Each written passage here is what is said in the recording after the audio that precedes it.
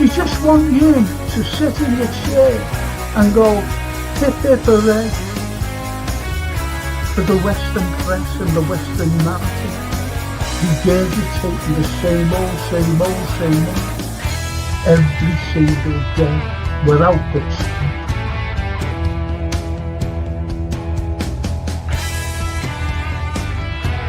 Please watch the first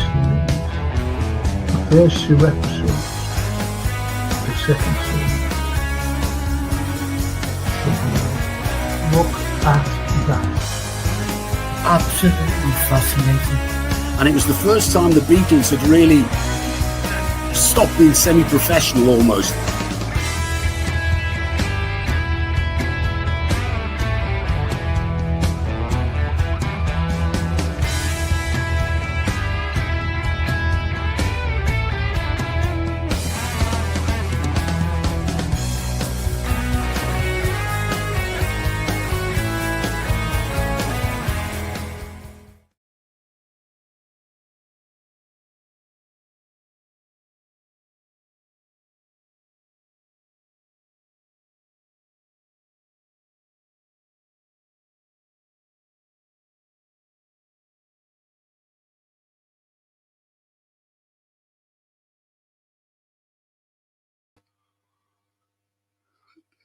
Good evening, all you wonderful Reds out there.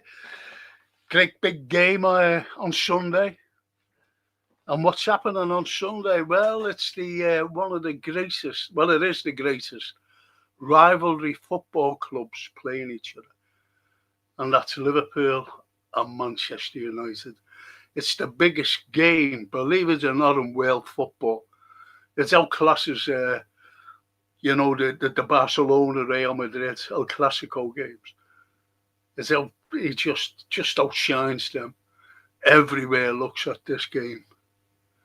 And when you look at these people who look at Liverpool and Manchester United, these are ardent supporters, very ardent supporters. You've only got to look at the last few games. Who could ever forget the 7-0 game, the 5-0 at Old Trafford? Incredible games, absolutely amazing games. And I want you to tell me as well who you'd like to see to start. Predictions, not right away, obviously, but I'd like you to comment on, the past few games. We can't forget the last 3 defeats. We can't forget them because we were absolutely dire. And we have to improve. And you know what? I think we will. Personally. Because it's such a game. And also what I want, might be a little controversial. Might be a little controversial to you and everybody else. It's the 20th minute. Now, we all grieve for the lovely Diogo Jota. We all grieve for him. But everybody was in shock, when he had a tragic accident. Everybody was in shock. Everybody. But here's my take on this. Whether you agree with it or not, it's up to you. But this is just my opinion. Every 20th minute, someone starts clapping and they all follow clapping. Do you think that it affects the players? I do. I do. Now, I really think that we should stop it now. I really do. And let our lads carry on with the game. Just let our lads carry on with the game. Because I think it is affecting them, to be honest. We can't keep going on. The number 20 is being retired and it's great. We've shown so much respect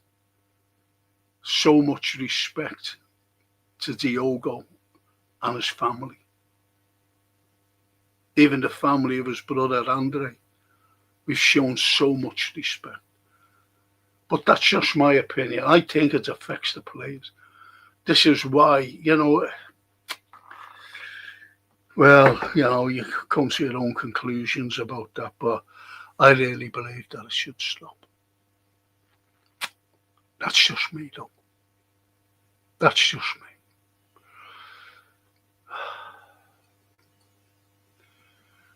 Edward.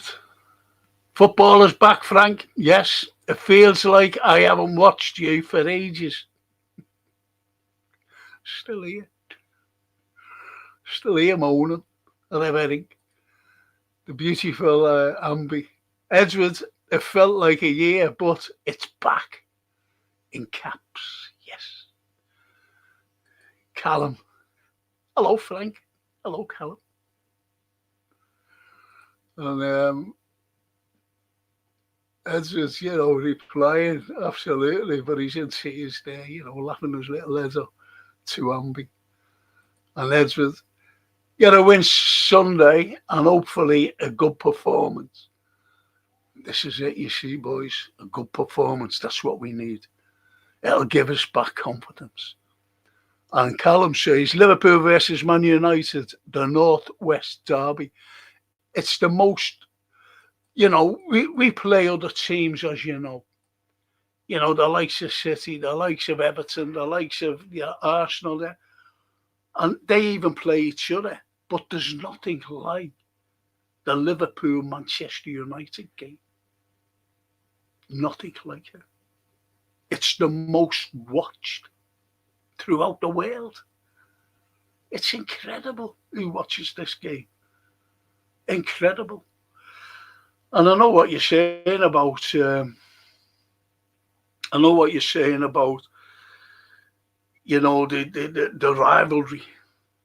The rivalry's been immense. I was on Sky Sports once, believe it or not, and they interviewed me in Abercrombie Square, and he said it wasn't about that. It was about rivalry, but going back in history, and it wasn't football. It was the likes of, I said, we've always been, you know, very competitive. I said, even in trade, I said, without Liverpool, Manchester would have been starved of cotton. That's why we built the canal, the Liverpool-Manchester ship canal. That's why we built it, so that the cotton could get through, because we used to send up the cotton to them, to the mills. So therefore, Manchester thrived with the cotton coming into Liverpool that we was giving them, but they had to pay for it. Everybody had to pay for any goods coming into Liverpool, like any other port in the world. Everybody has to pay. And when they built the Manchester Ship Canal from Liverpool right through, they thought that they were not going to pay. Oh yes, you are going to pay. So that was the rivalry, you see, during the cotton mill days and the port days. That's what I was talking about. And as would say, 7-0 was great. Be lucky to see another one of that. You'll never see another one, in my opinion. The only one, if you'll ever see a 7-0 either for Manchester United or Liverpool again, as if they played the women's game, you know, the women of both teams. If Liverpool play Man United, you might see. If Man United play the Liverpool ladies, you might see.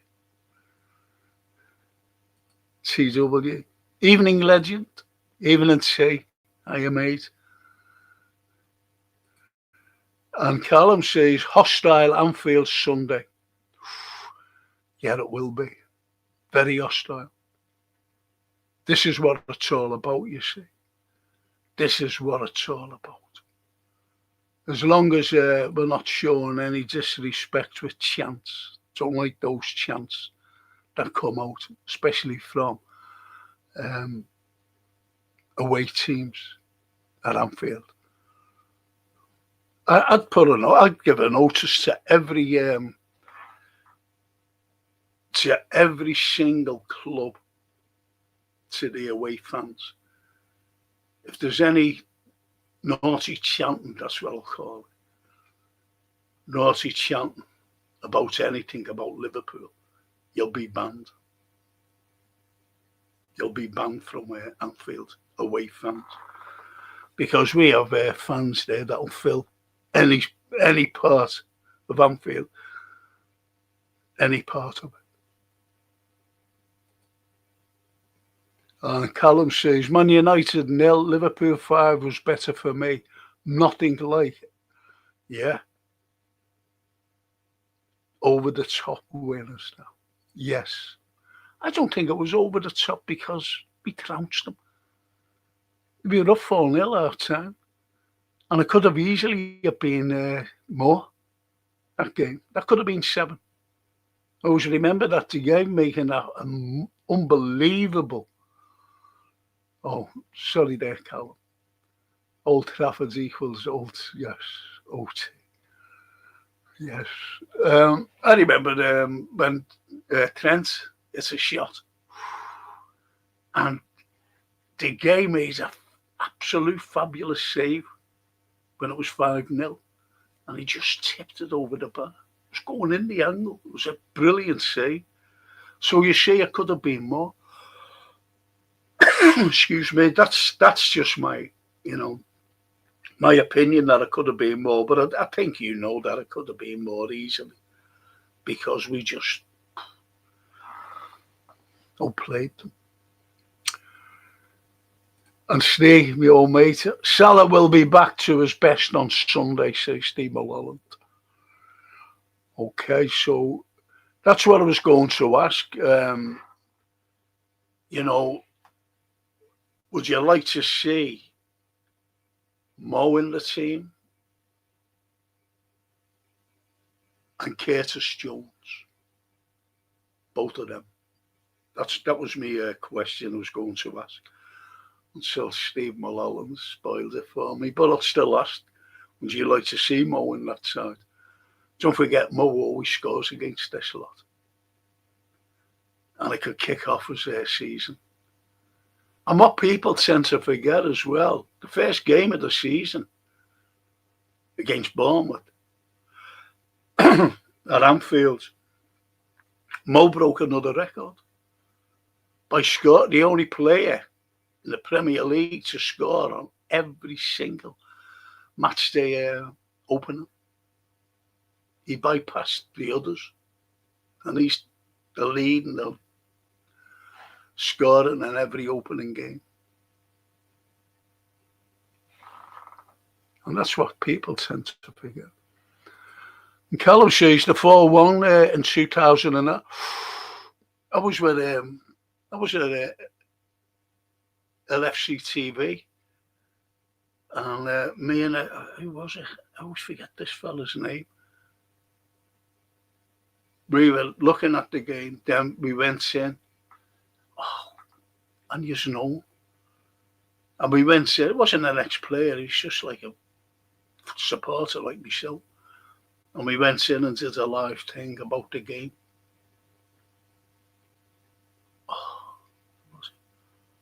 I always forget the lad's name, I'm so sure of that. Anyway, it was a great game, that. Getting beat 1-0. And I'll never forget Ferguson going like that, chewing, I don't like anyone chewing, Honestly, I hate that. I've got some funny traits, to be honest. I don't like, and that's one of them. And you see it here, when when Ronaldo scored the penalty. And then you just see him sitting there like. Do you ever remember what he said after that game? Does anybody remember? He said the best team lost. That's what he was like. You get trounced at home. And I mean trounced. And you can't come out and say the best team lost. It's impossible to say that. But he did.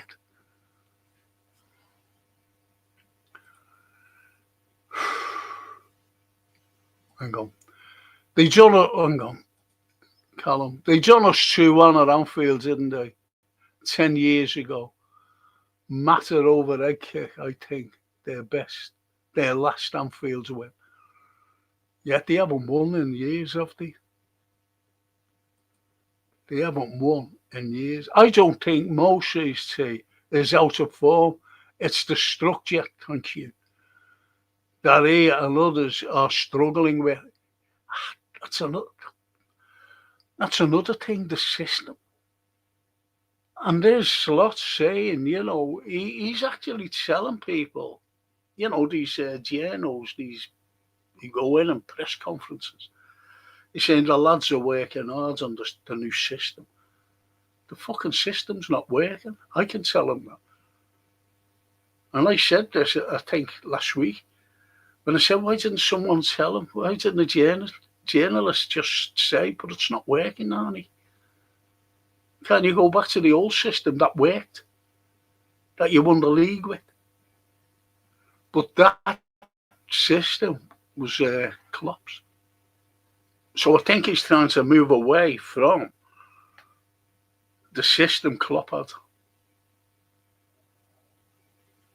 I think so, anyway. I think he's trying to move so he has his own system. And that's why the likes of the new players are struggling a bit. You can see that Florian Wirtz has great talent.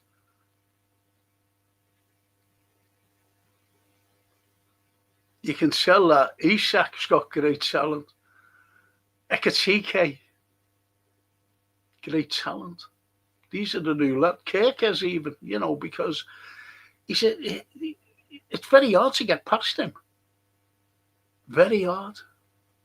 But this system is strange to them.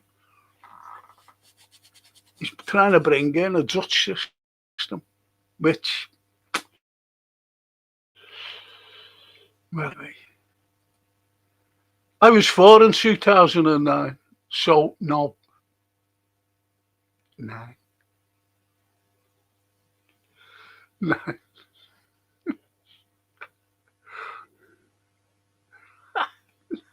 was 9. Buonasera, Franco. Good evening. Good to have the footy back. Not sure about Sunday. Oh. And Callum says, we will win Sunday. And Steve says, if something works, then don't try and fix it. It's an old adage, and I know you're right. But when you start trying to come out with new systems and they don't work, you must go back to the old system that works, that sees you win games. When we won the league against Tottenham, he started doing it. He started playing the system. And we didn't end well, did we? He started playing that system.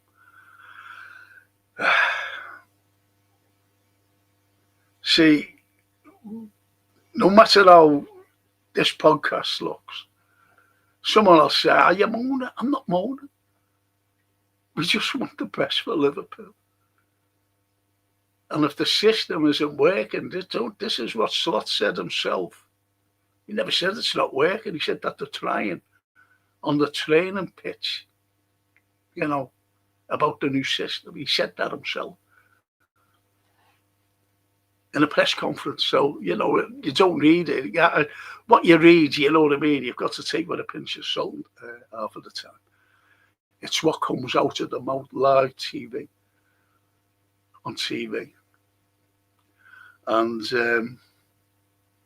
that's what he said, rather than reading about it, because you could say, if you read it, I know he wouldn't say things like that, but he did. And that was about the system.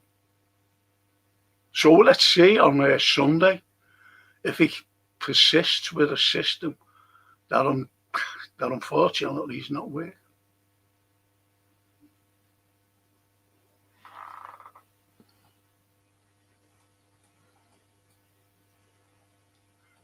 Toscana says, will be interesting to see Slot's tactics. None of the backwards and sideways nonsense.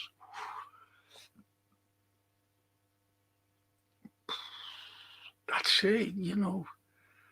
I've done the watch-alongs and I'm saying, well, why are they doing this? Because what they're doing, when all that is like at the back and everything, you know, sideways, backwards, and it's giving who are playing time to get back and master their defence. That's all it is.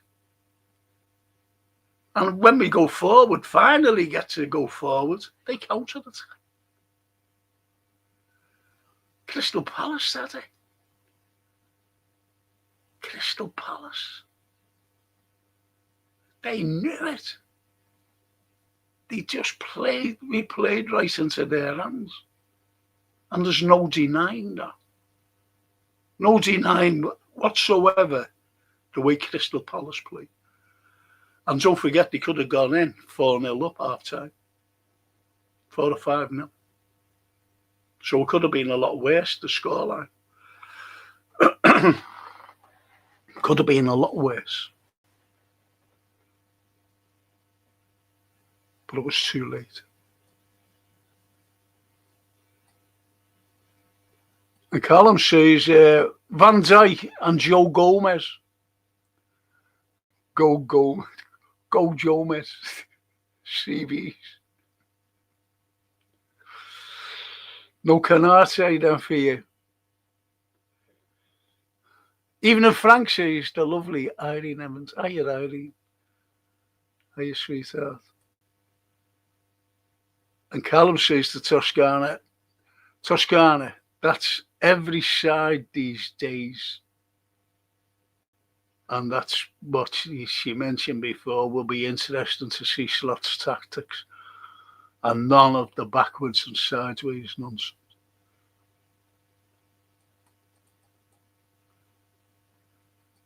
The Anfield, I was seeing him for a while. He must be watching the England games. England.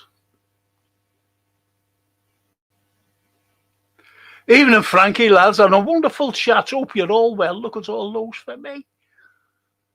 Got to say, looking forward to getting back to league football after the international weeks. Yes.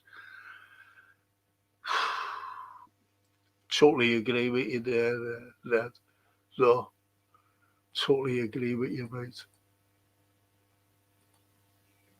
Palace lost their record of 19 unbeaten games to Everton, says Callum.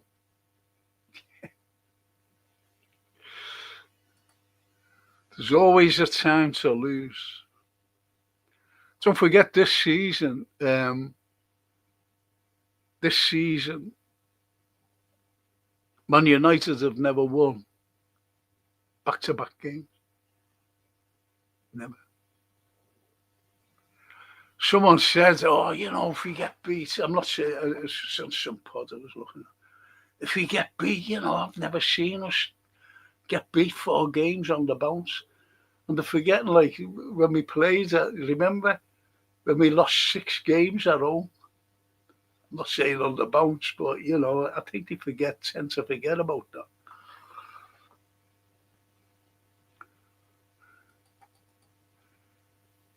Frankie, says Darryl.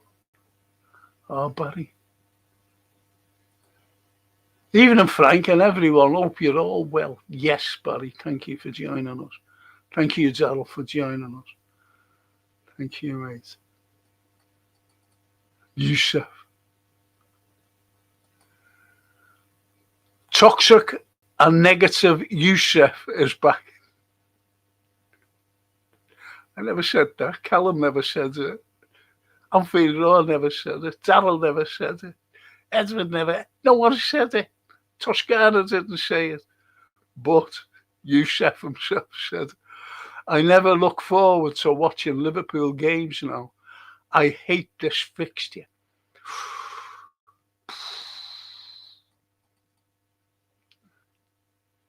Do you know what I hate? I'll tell you what game I hate. The derby. Hate that. Don't forget, I'll be doing a watch along as well. I'll be doing a watch along.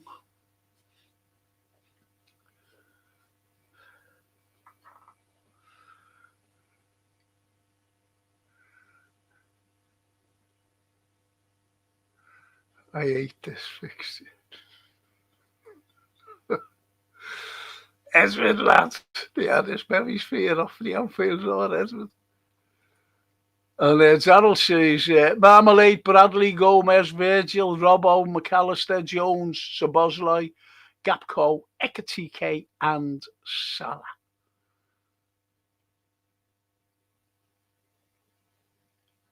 Now, why would you pick Bradley at right back? Because he's been up and down. He's been awful for, he has, I'm not saying the lad's been outstanding for Liverpool.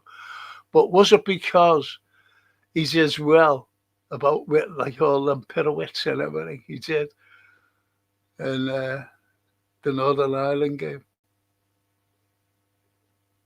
Because people are saying, oh, yeah, he was great doing them, most probably he can. No, he won't do that for us.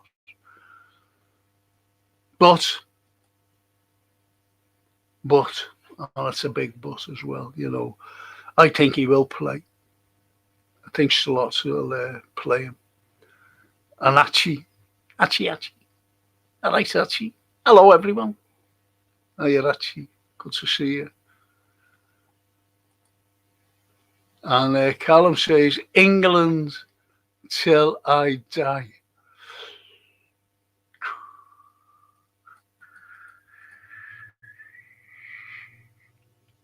No comment from me.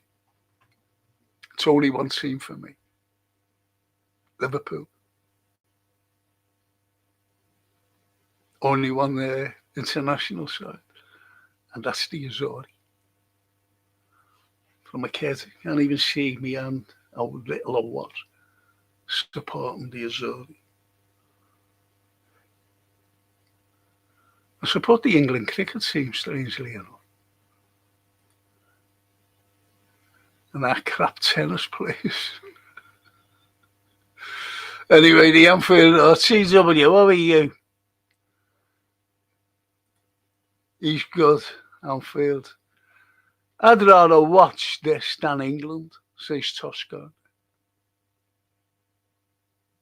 Thank you, Tos. And Darryl says, I'm 100% playing Jones in the game made for him.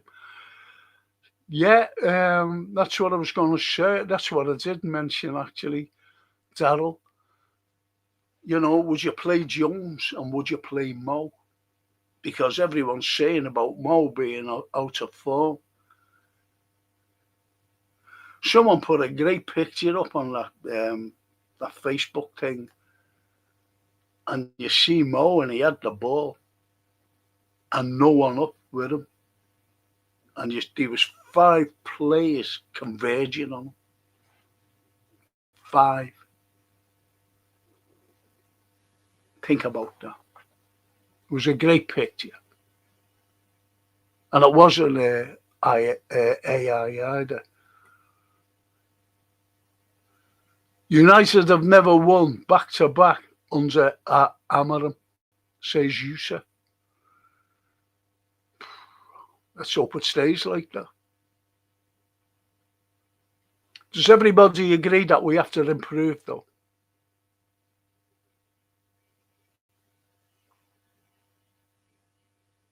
We have to improve, no matter what. We really have to improve. Because you cannot say that we've been playing well. There's only 145 minutes in the Premiership that we've played well this season.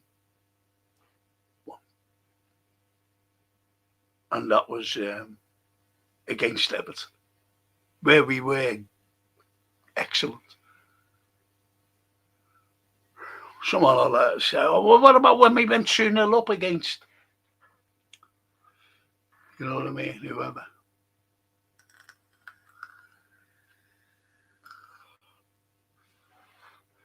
But I really believe we will play well. We really will play well this Sunday. That's what I believe. I think it's inbred in the players because of the rivalry against Man United than any other team. Any other team. And don't forget, they fear us more than we fear them.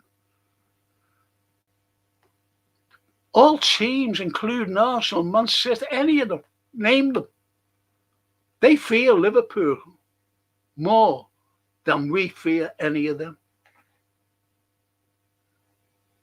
And it's been like that for years. Under Klopp. And now when we won the league last season, they were fearing us. And long may it continue.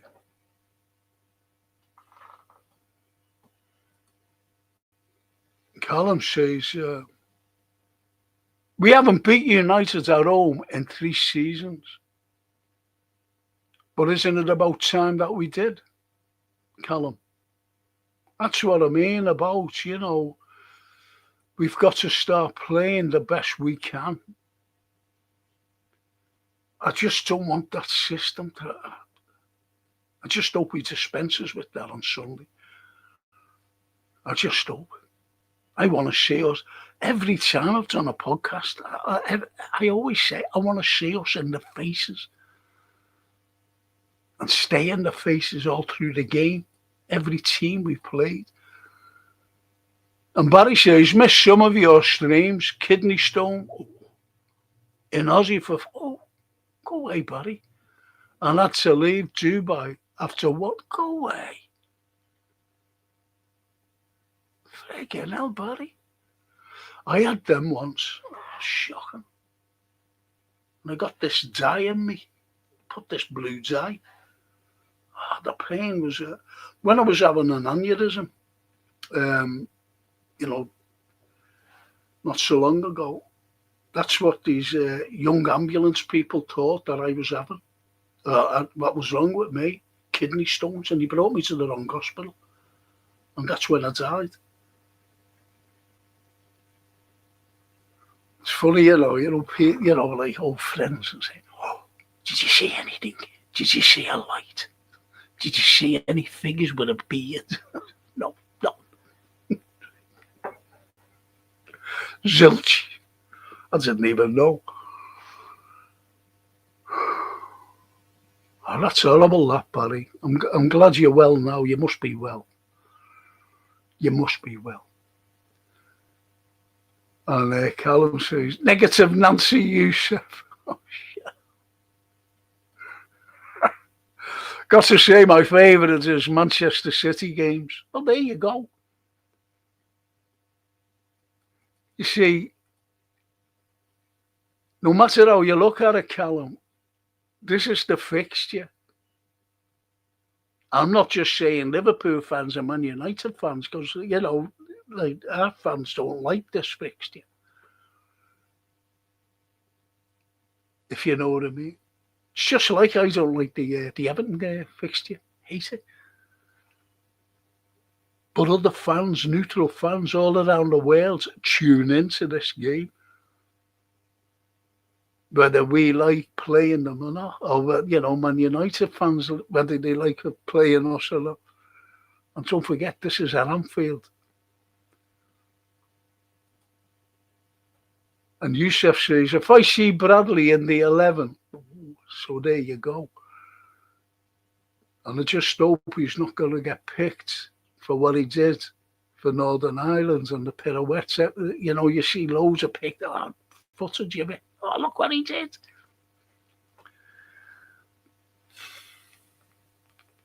Macca and Bradley can't start, says Callum.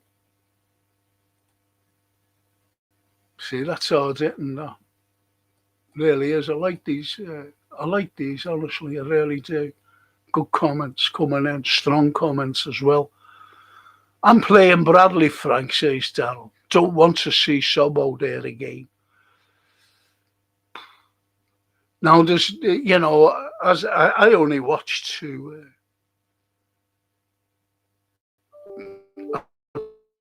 Don't comment on them. Two podcasts, about football, Liverpool, and they say that Szoboszlai's great, whether it's in midfield or right back. And there's others saying, yeah, he's better right back than what we've got. And that includes Bradley and Frimpong. Szoboszlai at right back. So you see the differences between us fans. And to start negative play, and we're playing into Man United's hands. Needs to be attack, and attack. It's always served us well in the past. Why change it? That's a cracking comment from our fellow Red Toscan. Frankie, watching most of the lads during international break, they all perform very well. So I'd like to see a transfer back to Anfield. There you go. There you go. There you go.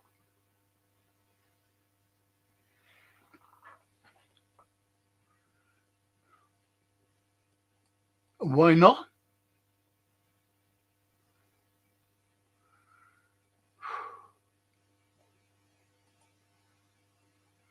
And Callum says, nah, I'm messing. I don't watch England. No, you don't. But you're sitting there with your little England shirt on and your little black and white cap and the lions written across. Bloody hell, I'm killing me again. There's my old mate. Good evening, one and all. Hope all of you are well, says the international artist, Mr. Anthony Brown. Hiya, Anthony. Great chat before. Great chat. And Yusuf says, Szoboszlai at right back and Jones at right back are better options than Bradley, says Yusuf.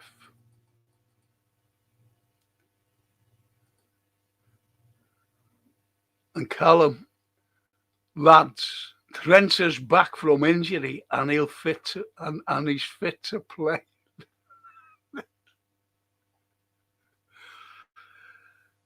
Does anybody agree that we actually miss Trent?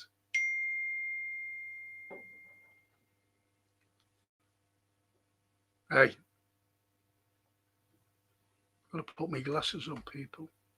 Just got a text from Arnie Slot.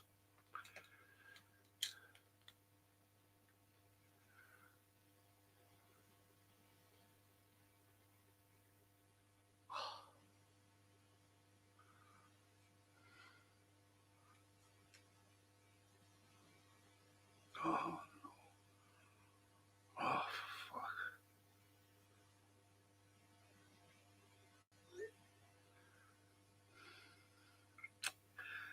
Jason just sent me a message and he said, I mentioned about Johan, on other pods. You know the Man United lad? He loves coming on here, by the way, even on the football shows, the Liverpool shows that we do. And I was saying, has anyone heard from Johan or whatever? And he just had an email, Jason, from Johan. And he said, I'm sorry that I haven't been on any of the shows. His granddad died. So all our thoughts, Jason, if you send them a box, just say everyone on here, all the chatters, sends our sympathy, condolences and regards. Terrible news. I'm glad to put my glasses on. Snapey, I was only mentioning you. Where have you been? And Snapey Sorry to hear that, Barry Eldridge. I'll settle for a decent performance on Sunday and break this run we've been on. Nobody better to turn it around against those down the East Lakes. Yes. Yes, Snake.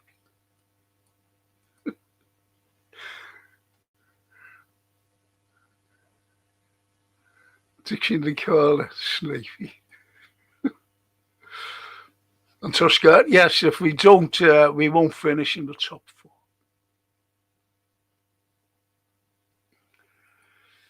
Any news about Carlyle? I'd rather see Carlyle. He should be fit. But I'd rather see him there, to be honest. And I know that people will say, oh, well, there's always a mistake in the making. But Joe Gomez, this season, he's made some terrible blunders when he has played, when he's come on. Hasn't he? So I'd rather see Kanate there. And Daryl says, I watched Isak on Tuesday night for Sweden. 31 touches. Shocking how much time does this guy need. But he only got 6 touches. I forget who it was against. And one of the lads put it up. He only had 6 touches. That was like, who was it against? Was it Crystal Palace? When we got beat? 6 touches all through the game. Until he went off in the 80-odd minute or whatever it was. How disgusting is that?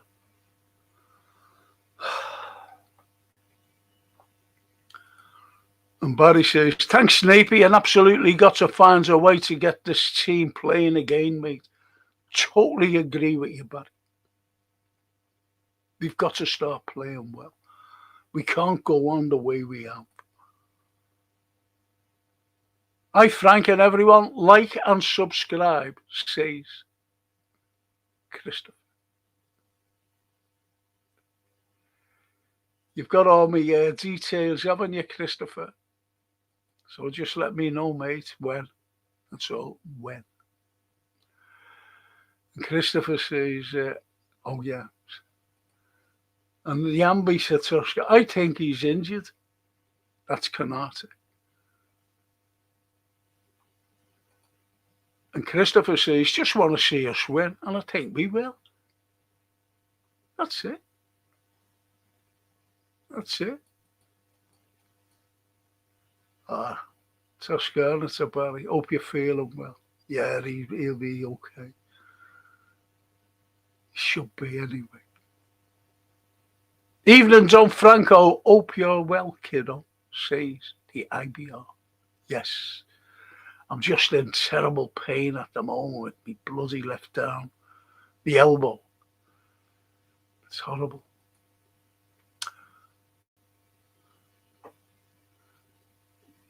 They're all asking Barry hope as well.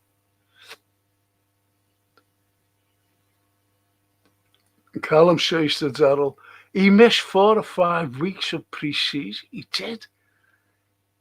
He did. Pre-season is so vital for a footballer. I think didn't I'm sure I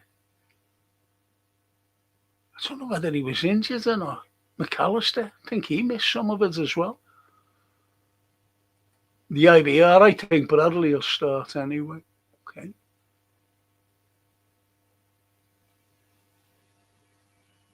And Daryl says, Callum, I don't care, lad. He has enough time and minutes now. See how diverse it is. Good comments. No nastiness, no nothing like that. I like that. Just sensible comments and opinions. I like that. I haven't got rid of it yet, Frank. Oh. 3 different doctors wanted to blast it, but didn't cause of the tumours. Oh, fucking hell. Oh. But I'm fine and always look forward to it. Fucking hell. Oh, I didn't know that, Barry. Jesus Christ. It's going fucking worse, isn't it? Well, I got the fright of my life the other morning when my daughter rang me up crying, and she was in hospital. I said, "What's up?" The first thing that you think of, because she drives my granddaughter to school every morning, I said, "Fucking crash." And she lost vision in her left eye. And they thought, she went to hospital, and they thought that she had a mini stroke. And then I found out that it was a severe migraine attack that you can lose where the migraine hits, whatever side, the vision of that eye, which is good news,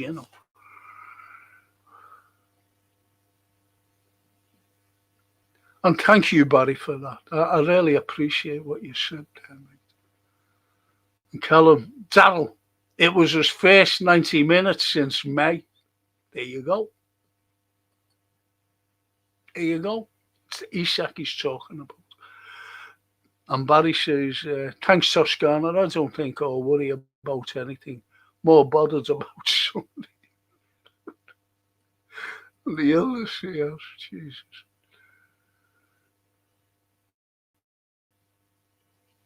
And Toscana says to the Emperors, so it's not the players, it's Slot's tactics.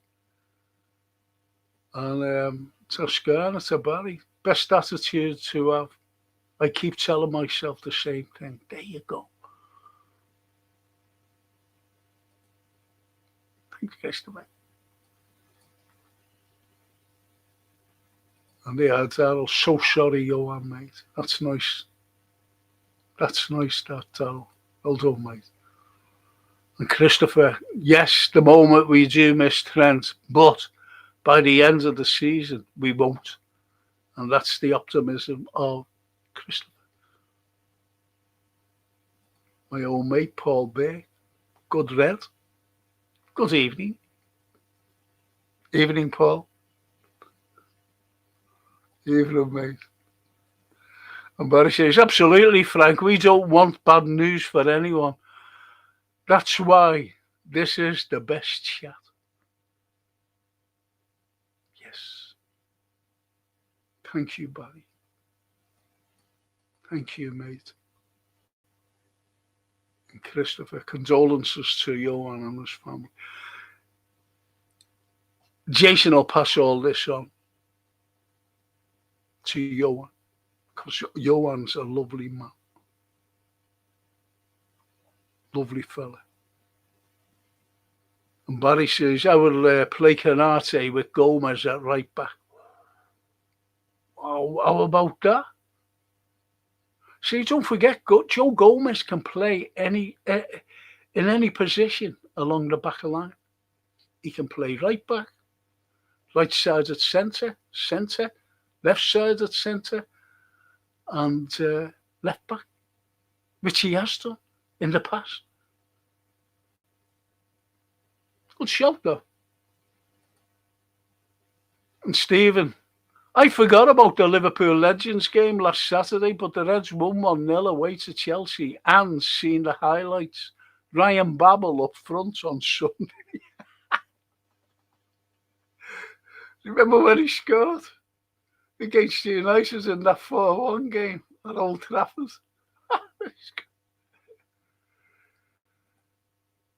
Oh, Snappy. I've been in Berlin the last 3 weeks, Frank. Been polishing my German language skills. I'm still using the last of my German insulin, mate. Got back. Oh, that's great to see you. But God blimey, everyone's fucking ill.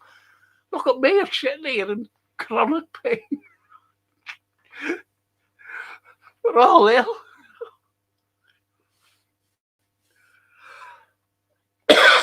Excuse me.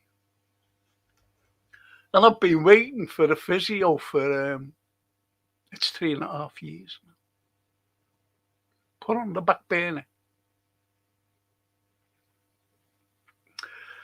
And I've had to buy some medication myself. I've had to buy it. Remember when I paid 660 quid for the dentist? Everything's going private, people. Everything. I've to pay for some medication today because I'm not getting any help.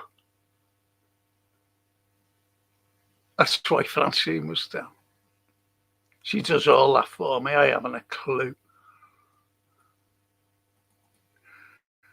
Dr. Benjamin, Slot needs to play a settled side. It's the only way to get considered. Absolutely, Doctor, yeah. Yeah, totally agree. And we all agree. And Paul says, Paul, now he's a good friend of mine and he's a big red. And he takes no fucking messing either off anybody. Because we're all the same. Frank been getting a bit of stick today. Apparently it's FSG anniversary, and if you don't bless the Lord for their coming to LFC, you're a devil child. All I said was they stole the club at the price that, of course they did, 300 million. Or was it 280 million or 300 million? And it was a fucking, not saying, what was his fucking name? Braun. Fucking Braun.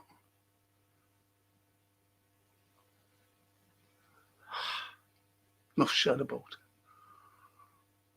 So you're right there, Paul. You fucking stick to your guns, mate. It was a shocking price. Franco, says Tuscana, have you thought about acupuncture for the pain? I got told that. Was it you or someone else? Worked a treat on my back. I only know where one acupuncturist up in Crosby somewhere. I'll sort it out, yeah. I will go. Got to talk to Francine about it. She has to run me everywhere. And Sleepy, both Wirtz and Isak need integrating. Judge them at Christmas, I reckon. Also, Salah's got to acclimatise to Ekitike as well. We all want instant gratification from costly signings. We're all culpable of that. Yes, very good point. But again, what you've got to look at, Snapey, is the system being played. These lads mightn't fucking played this before. I know Virgil hasn't. Any of the seasoned lads haven't.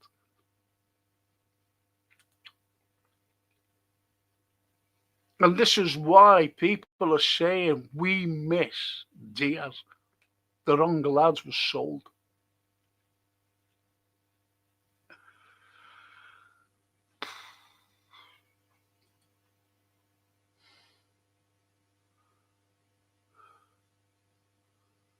Austin lost sight of his go away.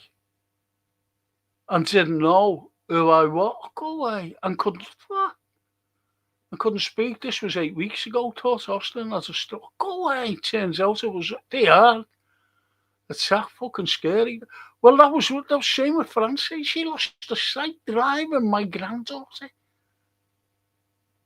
She said I was telling and her other eye was blurry. Imagine that. So, that's incredible, that. That's incredible, that little Austin. Jesus Christ, 7, 8 now, isn't he? 8.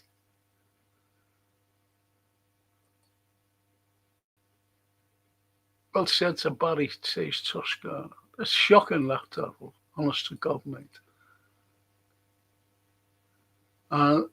I'm really concerned about Scottish. Yeah, we've been saying it, Darryl. 2 months now. Not streams. I know, mate. I know.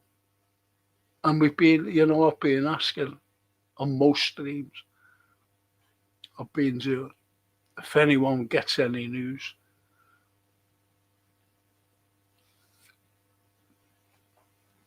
Fucking shocking, isn't it? And Toscana says, sorry I missed Johan's news. His granddad died Toscana. That's why he hasn't been on, the lad.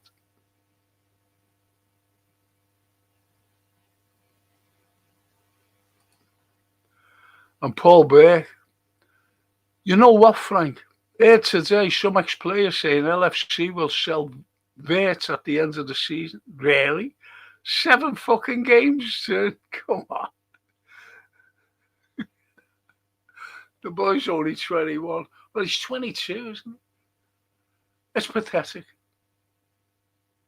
Ex-players saying. I don't know. I don't know what's going on, to be honest, Paul. I see the potential in him, to be honest.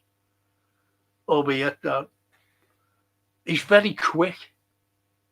And maybe people are not catching on to him. It's the fucking system again.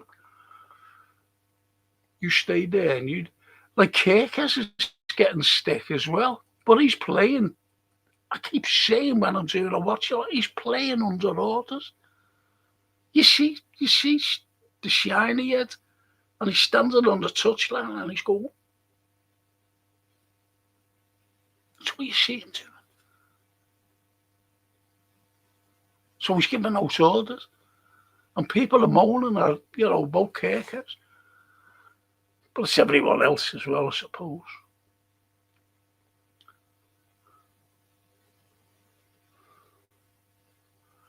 I know, Bella. I was saying that myself the other night. What was it last night? I was saying, Bella, about Bella Toscana. Oh, she's okay as well. Fucking hell. There's only Callum who's 3. Every one of us must be dead. Geriatric.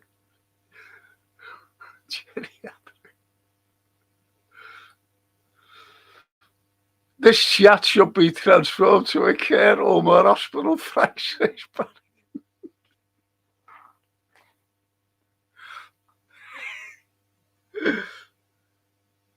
think you're right. There used to be a program years ago called Emergency Ward 10. This is like Emergency Ward Frank.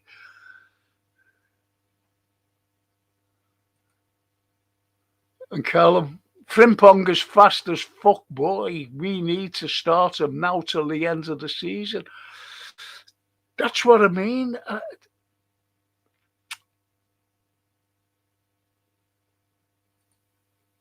So why isn't he playing? Is it the system? He is very quick. He's a very fast lad. And Dr. Benjamin, the only thing Gomez doesn't get forwards at right back, although better defensively than Bradley. There you go.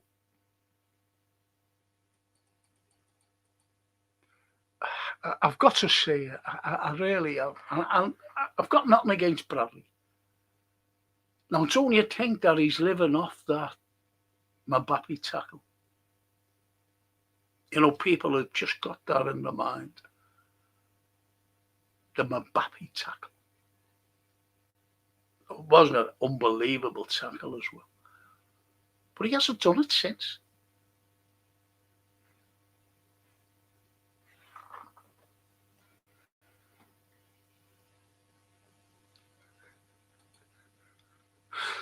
Frank Saylor's podcast next Friday.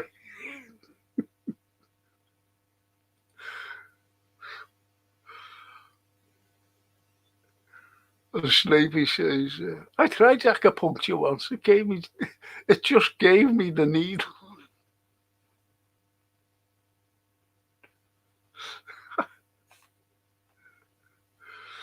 Yeah, you're always getting the needle, though. I'm always getting the needle.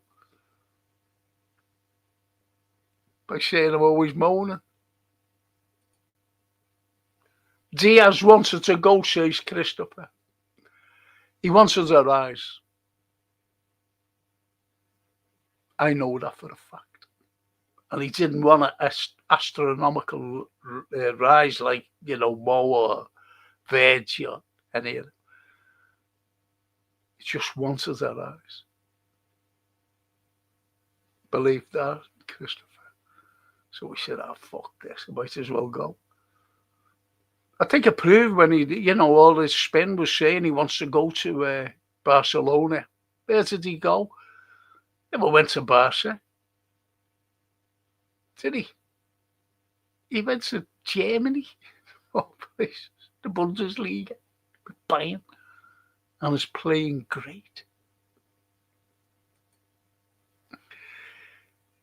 Amby says, maybe the players who left as an inkling of what was in store under Slot. Has anybody thought about that? I think someone else said that ages ago as well.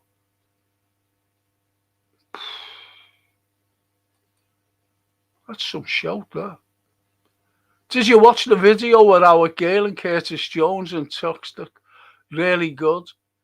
I mean, our Francine sat next to I went to a function. And he was in our little booth. He was in the boot room, up at Anfield. And I had to give a fucking talk. And we were with Howard. He was good. Nice fella, me and my daughter, Francine. And people were talking. I went to get up and they were all talking between it. I got up and said, shut up! He's going down the talking. He went like, that's where I went. Nice fella. No, I didn't watch you. Been rather busy today, to be honest. Very.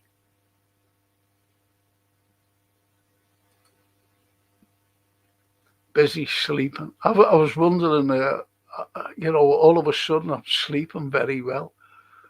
When I go to bed, because I used to be awake for hours upon hours and not go to sleep until 10 o'clock in the morning, believe it or not. After 36 hours and being awake in 42 hours at one stage. And I bought myself a bed, an orthopedic bed. Get yourself one of them if you want to sleep. And that's coming from me. I get your point, Snape. Says Barry. I'm sorry to hear that. My condolences, says Toscana, to Johan and his family. Yes. May he rest in peace. That's nice.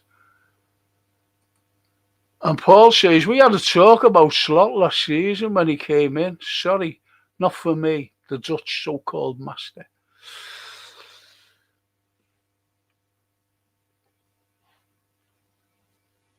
Well, you're not the only one, to be honest. There's lots of people.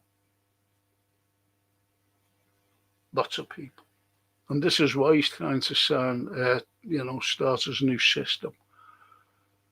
And to me, it's not working. Unfortunately. And Zara says, the problem is not the players, it's the ball pricks tactics.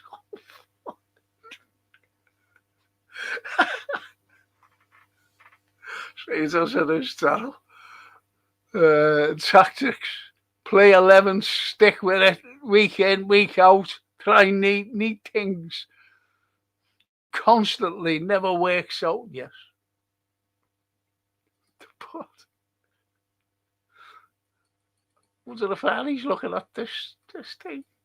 Turn that off. Believable. Very good players don't just turn crap. It's ballsy. Who's to blame?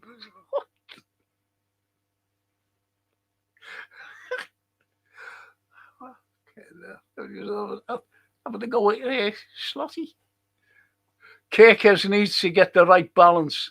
He was used to bombing on it. I said that, Doc.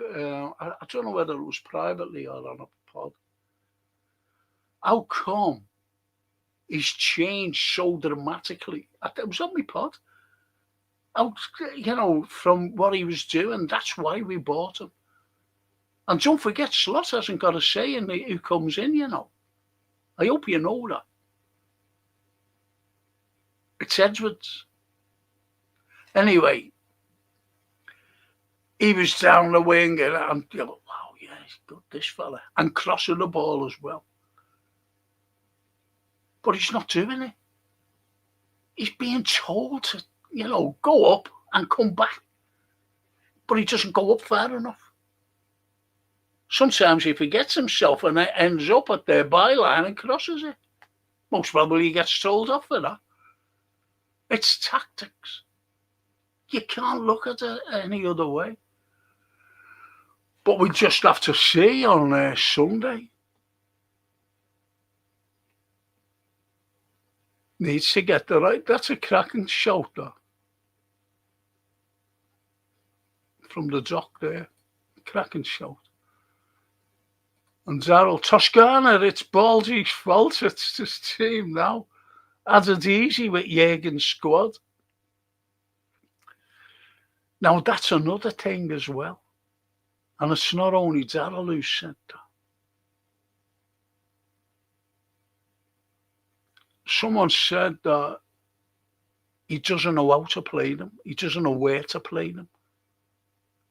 The new players. He hasn't a clue. And that's not coming from me. That's coming from other fans as well.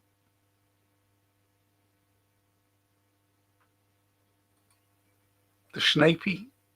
Slots curtailing Kirkes' forward runs. Yes, totally agree. I just said that there, Snapey. Personally, I think he's wasting his place. Wasting his pace and potential creativity going forward. We all have opinions, granted, but some of the stick he gets isn't warranted. I agree entirely. I totally agree.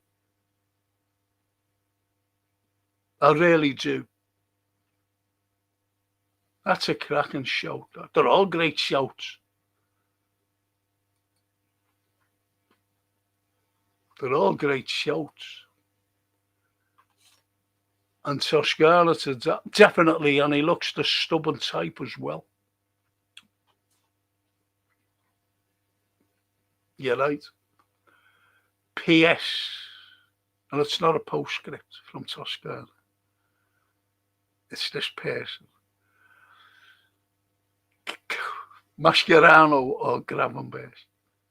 Mascherano any day. Not being funny.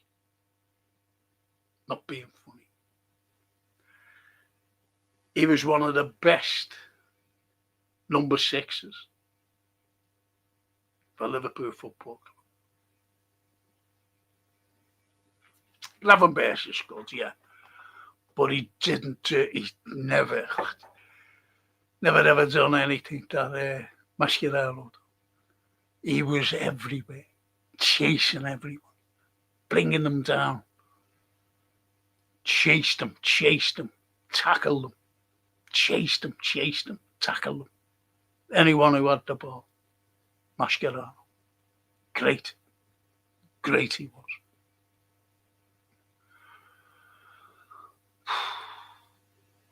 Good shout that PS, but that's my thing. Mascherano. Yeah, Mascherano. Maybe this fella could become as good as him, I don't know. Got to give him time. And Daryl, myself and Frank never wanted slot. This is football. We play now. Puts me to sleep. Says Daryl.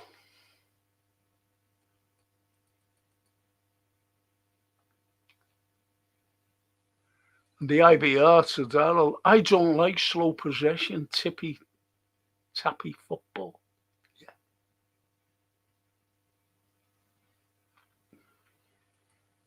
And Doctor says, out of interest, Daryl, who would you have got instead? And the IBR to PS says, Mascherano all day long and twice on a Sunday. I think, what PS says, is a great comment, to be honest. And I go back then. I go back to fucking Tommy Smith, for God's sake. the Anfield Iron. I was talking to Mike McCartney once, and I said, "You're, Lily the Pink, and the Anfield Iron." I said, "Was that Tommy Smith?" And have a guess what he said. Because at the time that came out, they were all saying it's Tommy Smith.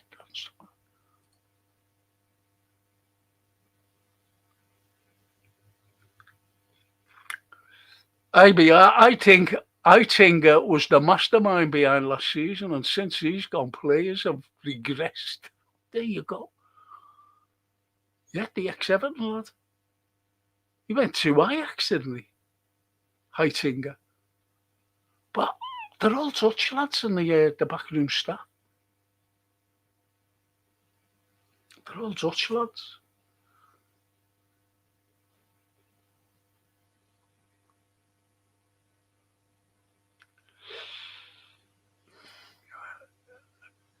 Do you know what? I think that's a great show, what you've said there, IBR.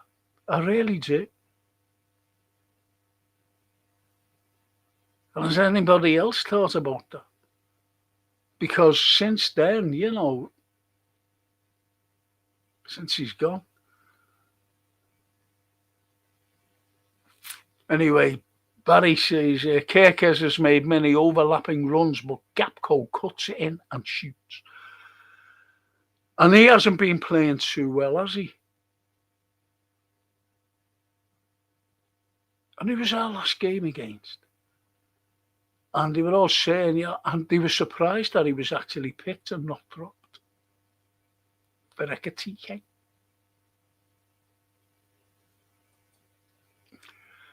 And Zaral says, for me, Inzaghi. I wanted Inzaghi. Simeone, Inzaghi. Inter's manager. Young, vibrant, brilliant tactician. Under Serie A for Inter. Now he's gone to Saudi for millions. He's on about 50 million a week.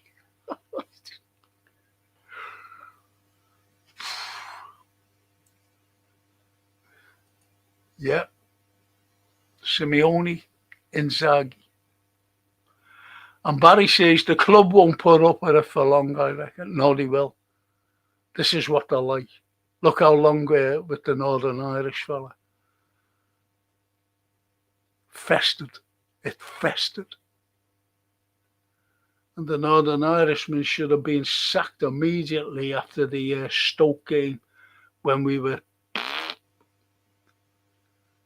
crushed 6-1.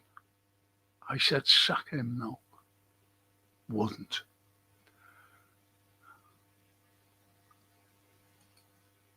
And Darryl, yep. Van Bronckhorst, Divvy, not a fucking clue. I think Darryl's getting excited. Or frustrated, or angry, or all three. He's a famed manager. Is Alval. And IBR, I wanted Inzaghi, not sure if our squad suited. They would have done. I've seen Inter play. I watch Inter. And I watch Napoli, only because of family connections, like. And I support the Azzurri. They were brilliant. And when they attacked. And 4 or 5 players having it. And keeping the ball, possession, controlling the ball, but quick passing. No, he was good.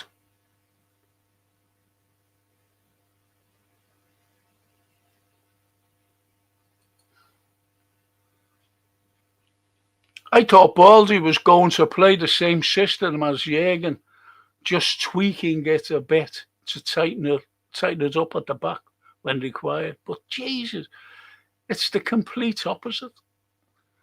Yeah, I've said that. As I said at the beginning, as I said at the beginning, I've just seen PS's thing there. It's a system. He's playing his own system. And I've got to say it. And I'm not moaning. I'm just being pragmatic. It's not fucking working. It's not working. Remember when we beat Everton? Right, so first half, great. Oh, it's 2-0 going. Second half, we allowed them to come out. You don't play like that. You fucking go at them. Do you think Slot would ever beat Man United 7-0? Or even 5-0 at Old Trafford? That's the type of football. I keep saying this. If Jurgen Klopp had the money that was spent this season on players while he was there, we would have won a lot more. And I keep saying it. When we won the Champions League, nothing. No one. No money to buy players. When we won the league, nothing. No money to carry on. Strengthen the team with better players. Nothing. Zilch.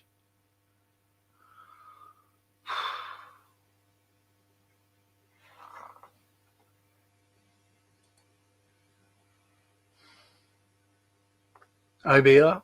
Roller has done a magnificent job at AFC Bournemouth. Yes. Iraola. Yeah. Absolutely. He has. He has done. And P.S. John Scales or Phil Babb? John Scales. John Scales. I'm sorry. Phil Babb.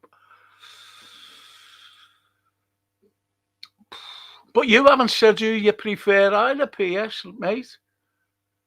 Did you prefer Mascherano?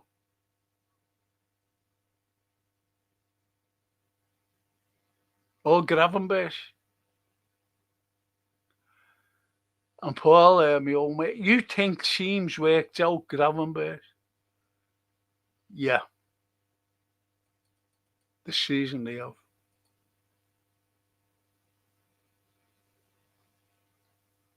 It's a good shout, that, actually, Paul. And Christo, good players should be able to adapt to any system or tactic. It's their job, yes. But it depends on the position. Look, I used to be a left footer. Kicked with me left. It was all right with me right, but I used to kick with me left. Simple as that. You're either left-handed or right-handed. You're either a left footer or a right footer. And it's no use playing me right back if I'm a defender, or right-sided midfield, or putting me on the right winger, unless I cut in like Moses. It's it. But it wasn't that good enough, you see. Do you see what I mean?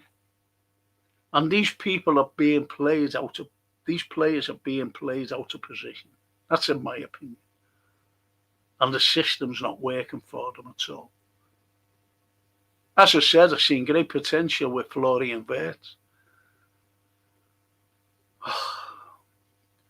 I've seen games this season where you see someone, and there's no one fucking around. There's no one there. Who was it? It was at his score, like a TK, when he went through on his own. And, he was a bit lucky at the thing because it did bounce off him, when he was trying to go through and a player did. And he just went through and scored. Cracking goal at Anfield. Now, when you look at that again, there's no one fucking there supporting them. No one.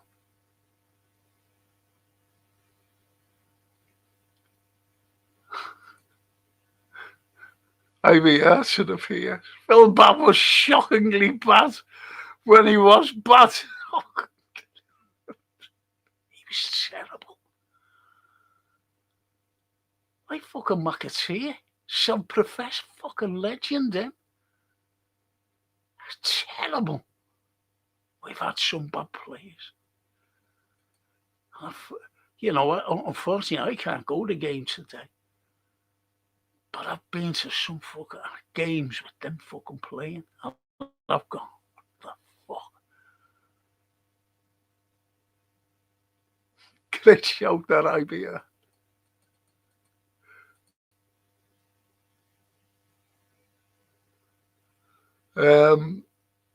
Snoopy, Mascherano was more tenacious than Gravenberch for me. Ryan relies on sulky skills. I believe that in such attritional position, risking a yellow card is more productive than the way Gravenberch plays. Oh, what a shout. What a shout.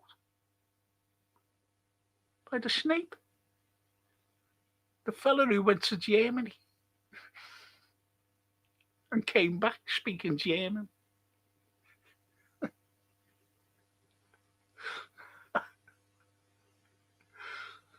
Well done, mate. Good, great to see you back, by the way, Snapey. We have said, like, has anybody seen Snapey? They've all said, who's he? So they all forgot you, except me. No, I'm only kidding.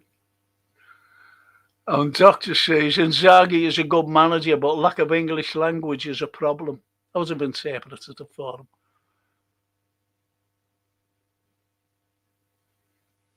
Do you ever remember Ranieri?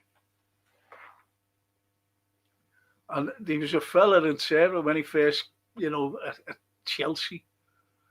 And he had a little small fella, little stocky fella, standing there like that. And it was the end of the game, and they were, he was giving a press conference, after the game, for the telly, and this little, and he was going on about the whole of the game was Ranieri, right?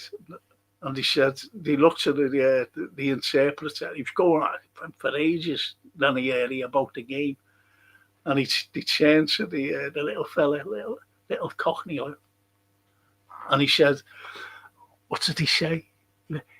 It's a game of two wolves. And that was it. Fucking interpret anything, he fucking guessed it. Game of two wolves. That's what he said. Game of two wolves. It's hilarious. Laughing my head off. And see to the PS. Scales of Bab. None of them crap. Fucking hell.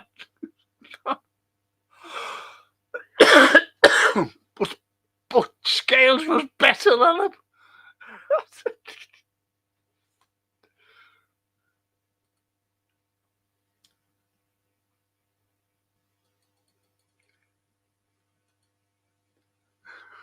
He's laughing. He's laughing. He's laughing. Great. And Darryl, if I hear Jamie Carragher talking crisps on Sunday, I'll mute the game. He grinds my fucking gears. Blue nose. I know he's a dead. Believe me, Darryl, he's a proper dead. Telling you now. Fact.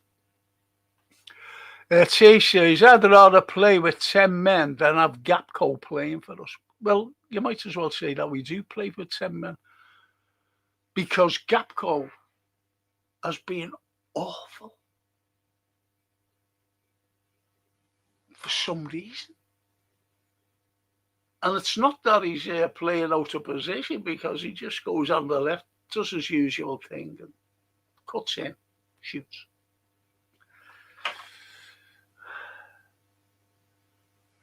P.S. Dick out, underrated bad man.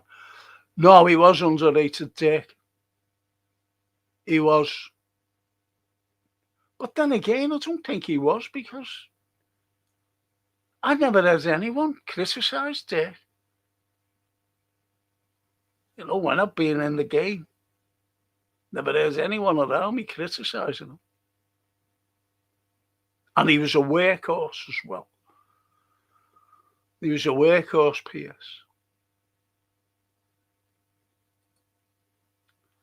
And Snapey says, on the same of the Dutch lads who agree, Van Dijk could be given a coaching role when he's done playing. Such an influential captain could be invaluable in imparting his knowledge to young players. Yeah, totally agree. Yes. Because he's got the, like the Premiership, what you call it, philosophy, if you like.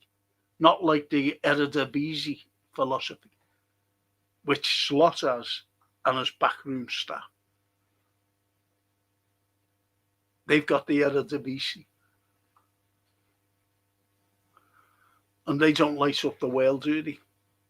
Including Ajax, supposedly the best team. You know, days are long gone since Johan Cruyff. Long gone. And Neeson's. Anyway, Snapey says on the... Oh, yeah. And there's some half-decent free transfers available next summer, like Gehi, Upamecano, and Ruben Neves. I'd like Ruben Neves. I wanted him a couple of seasons ago.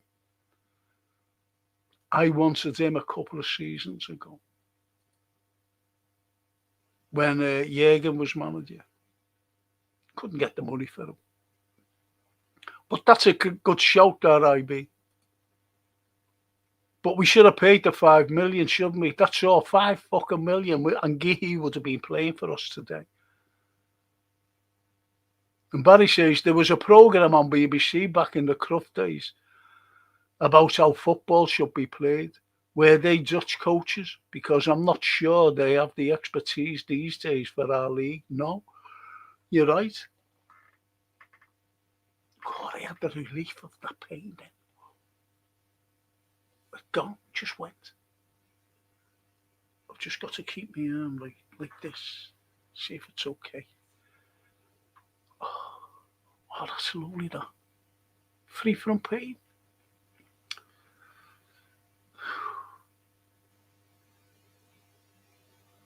That's a good shout there, Barry. Brilliant shout. Johan Neeskens, do you ever remember him? Unbelievable. Ruud Gullit, Van Basten, great players. Don't see them today. There's only the Verge. Anyway, Toscana, all just yes men. None of them have any balls to confront Baldy.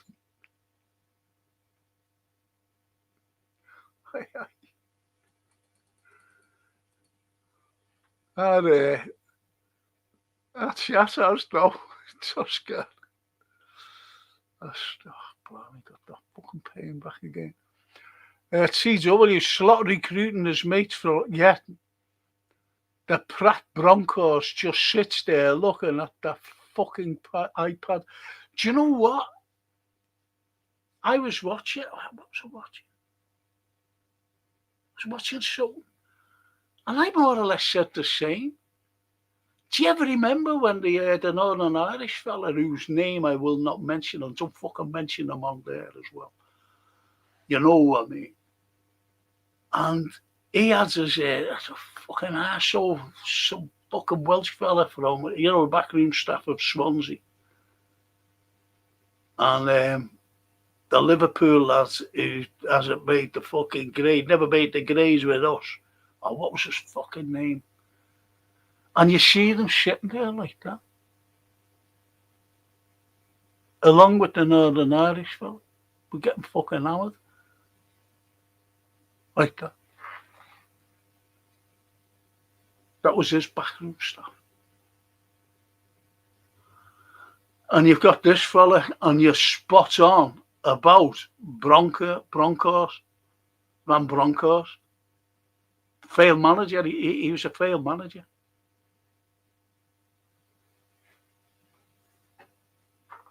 And he brought him out. He's just gone up and gone, "Do you want a job here?" Yeah, okay.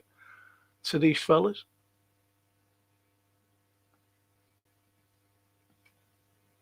I'm going to get slagged off by other pods. Always say, you know. Don't give a fuck, mate. Inzaghi would have walked to Anfield, says Toscana. Yes. Totally agree with you. It's like Chiesa. I feel sorry for that lad. What the fuck? Chiesa. What does he have to do to say, "Why don't you pick me?" The only other reason why he's not being picked, well, I know we all know Slot doesn't fucking like the lads anyway. Is because he might be going. I think he will be in January, so he doesn't want to get him injured.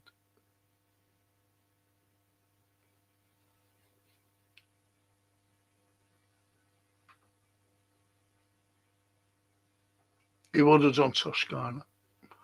And Zaryl says TW said that you watch Westerveld come in next as goalkeeping coach.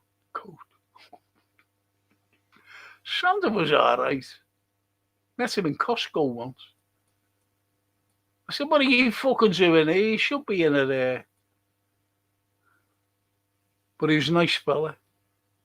Just laughed. If we lose to that on Sunday, we are in serious trouble,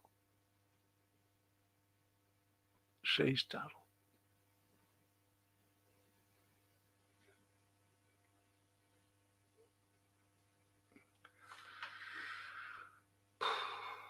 Can't even contemplate that, you know, Darryl.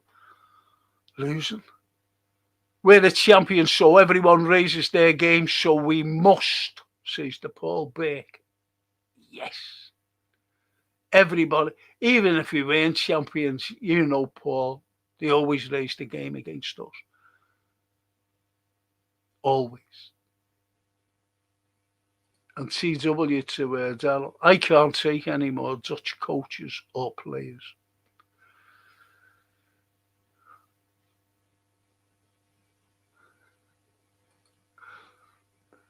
And Paul said, "We called him Phil Bad." We did, didn't we?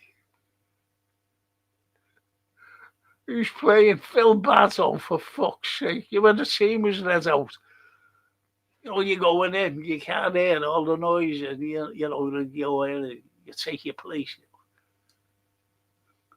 He was playing Phil fucking Bad. Go away. Oh. Here you go. Phil Bad. Brilliant.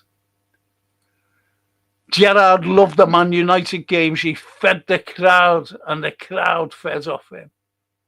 He fed off the crowd, and the crowd fed off him, says Edward. Yes.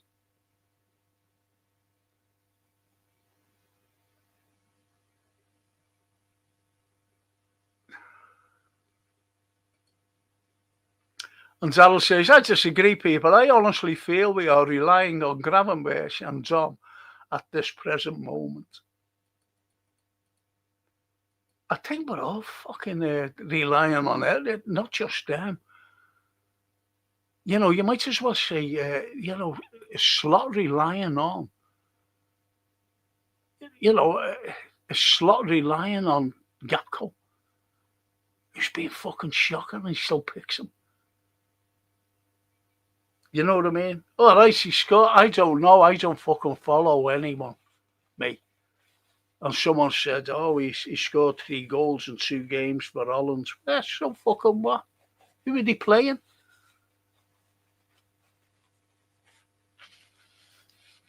It's like England, you know, everyone's saying, oh, England were great. Who the fuck were they playing? I don't know.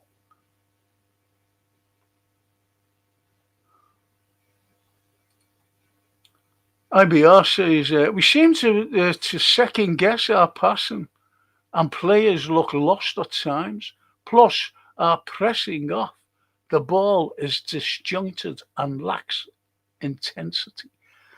But it does. That's what I mean. That's why I gave an example of Ekatike when he went through. There was no one fucking around him.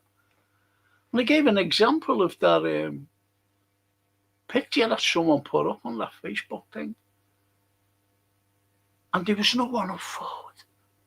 And you see Mo on the ball and 5 fucking players converging on him. What's he going to fucking do?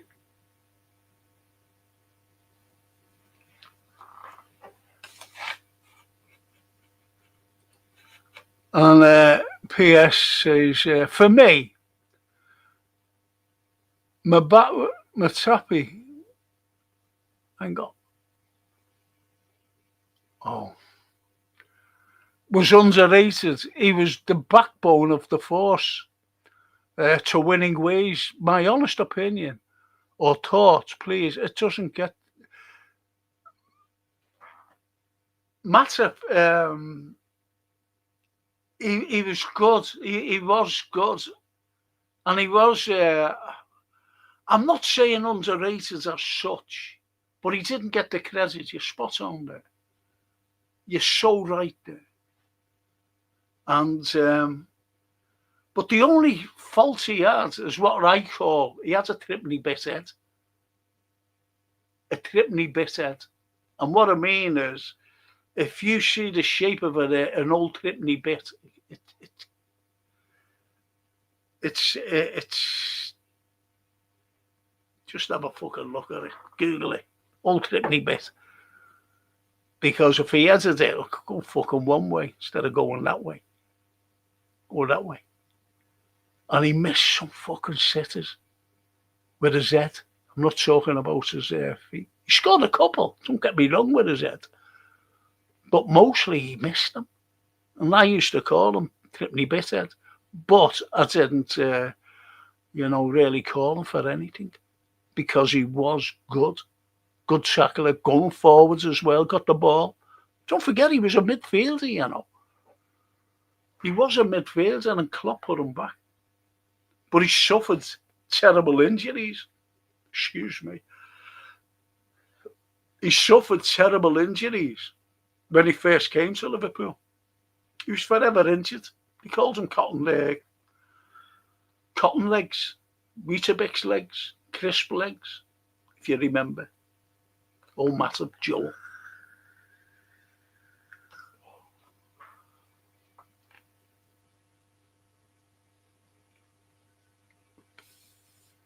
So really, he wasn't really underrated. Well, not by us anyway. Not by us. You might have been looking at things and other people saying it. But he was never underrated by us. This lot here. P.S. And Christian Poulsen, Jean. Fucking neither. Neither.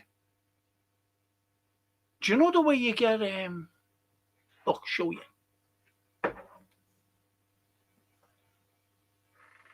So you get 2 bottles, right? And both of them are empty. Just say, for example, they were empty.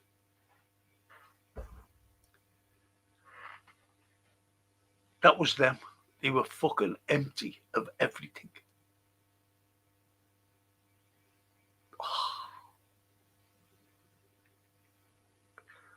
Why are you bringing back bad memories for me? As I said, I've gone in the fucking rain, got there soaked, and watched the likes of those. Watch the likes of this fella. Fucking Jimmy Carter, Sean Dundee, freezing cold, watching fucking Kenny bought Carter. And as Gerrard said, he's losing the fucking plot. I said, hey, he said, Kenny, fucking buying him.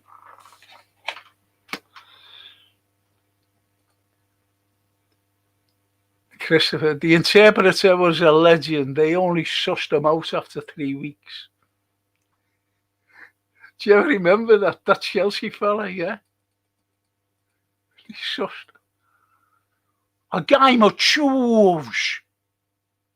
And he was dead serious. A game of choose. And he just looked at him, waiting for him to say more, and that was it. He couldn't fucking say anymore, could he? Hey. Yeah. Hey, what's going on there? That was brilliant, Christopher. John Scales always looked as if he had a lot of weight on his shoulders. He fucking did with the fellas by him. He was handsome, him, though, wasn't he? Fucking big handsome fella, him. I think he got him because they said, you know, at least we'll have a good-looking fella in the team. And Bayer says, that's impossible to choose. It is. Poulsen, fucking hell. Oh. Jimmy Carter, fucking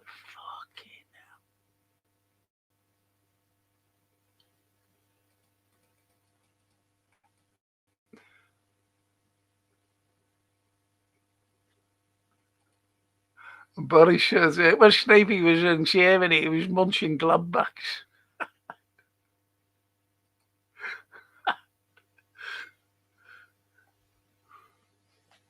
And Snapey himself says, Coutts graft was as good as any I've seen.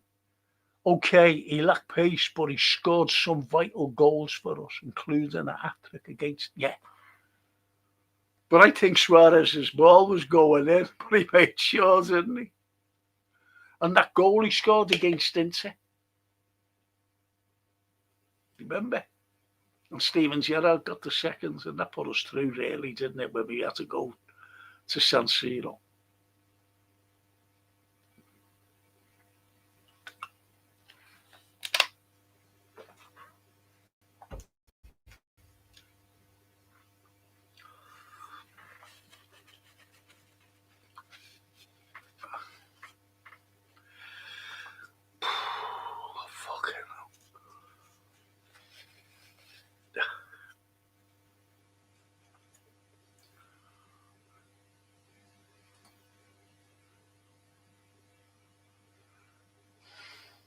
That was a good shout, that Snapey, lad. Really. And one of the reasons young Giovanni chose LFC was because of Virgil. Also, Red Giovanni's dad was born in your great city, but don't know how true it is.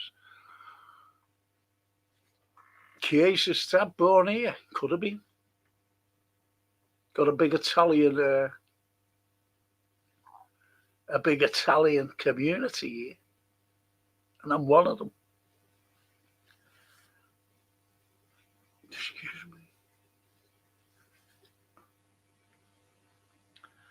So we could have been, I don't know, I haven't a clue. I think if I was to be, a footballer of sorts, I would have played for the Azzurri. I would have put my allegiance to them.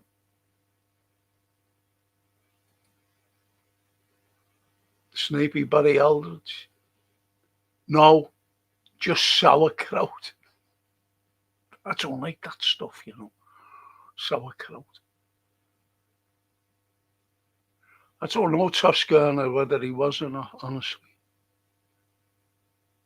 Our family consists of cousins, Cugini and Molto Cugini, and it's so many different names.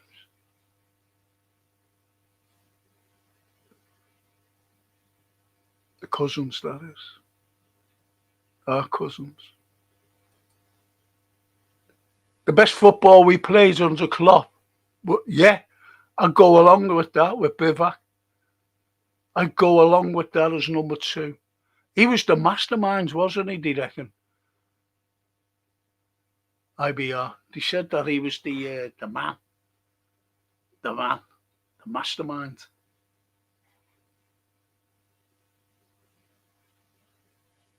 Believe it or not. And they had a big falling out, him and Yeg, over something, don't ask me. And Mark says, hiya Mark. Mark says, Chiesa is perfect for Salah's position, always said that. But Mo plays regardless, even though he is getting on now.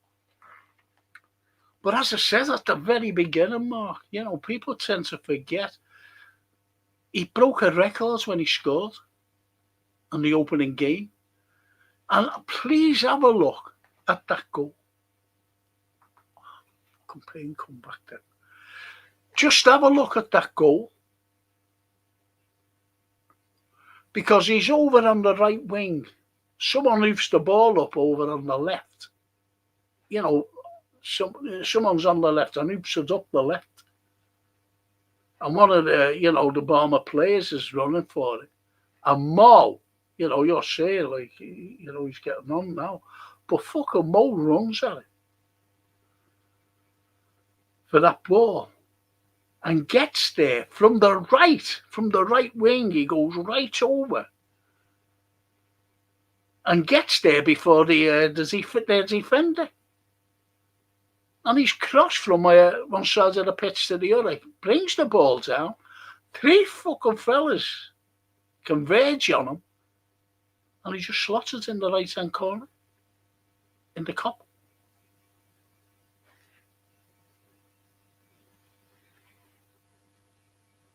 Goal. Brilliant goal. And no one ever mentions it. Only me. And remember, 2 seasons ago, 3 seasons ago, they were saying, get fucking shot, he's finished now. Breaking every fucking record. Every year. Got the golden boot last year, they all wanted them out.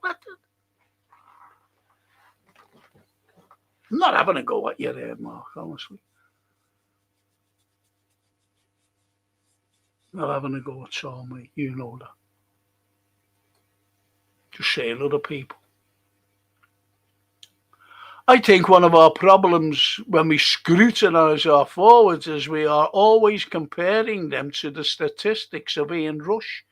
Lest we forget the Welshman had the ultimate butler service in the King. But we had a great midfield as well. Souness.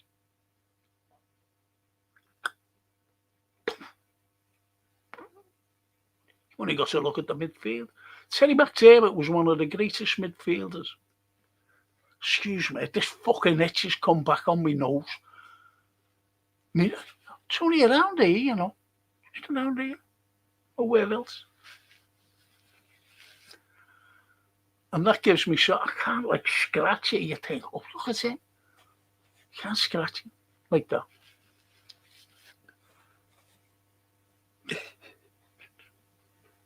Fallen to bits.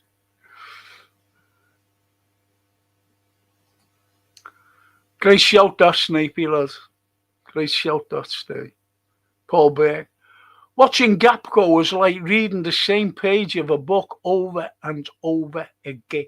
You're right, Paul. You know, he just gets the ball on the left and cuts in and shoots. And that's it. Or has the ball taken off? One of the two.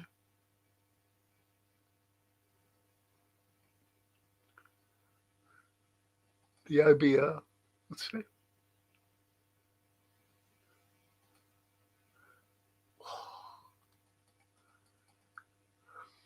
Oh, that's something, PS.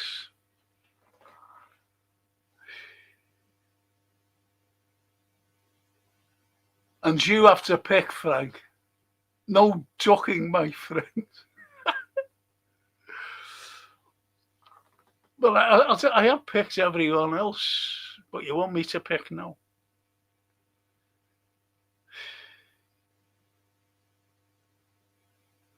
I know all about Fowler, and I know all about Owen. I really do. And this is the way I'm going to pick it.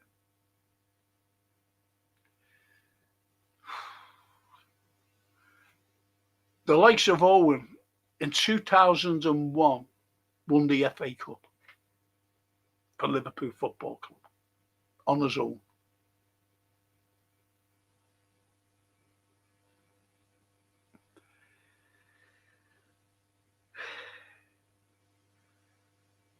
Robbie Fowler had the nickname God, which I disagreed with, by the way. God. Disagreed with it entirely. But Robbie was one of the greatest goal scorers, natural goal scorers Liverpool have ever had. You know, Snapey mentioned there Ian Rush. I go back to Roger Hunt. Roger Hunt was ruthless. Roger, incredible player, incredible goal scorer. And you leap forwards, you know, to the likes of Owen and the likes of Robbie Fowler. But just before them, you had Ian Rush. And Ian Rush was very loyal to Liverpool. And I'm talking loyalty. So you fast forward to Owen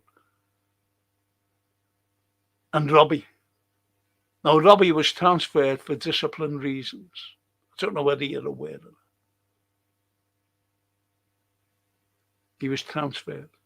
Went to Leeds or some fucking way. Then Man City, I don't know. Anyway. And he came back. But he was made up to come back. Michael Owen, on the other hand, wanted to come back from Real Madrid to Liverpool. But he went to Newcastle instead. Then he wanted, you know, when they were transferring him, he said, yeah, I want to go back to Liverpool. And Liverpool said, just hang on, because it was coming to the end of the transfer window. Just hang on. Then Man United came in. And he just fucking jumped at the chance.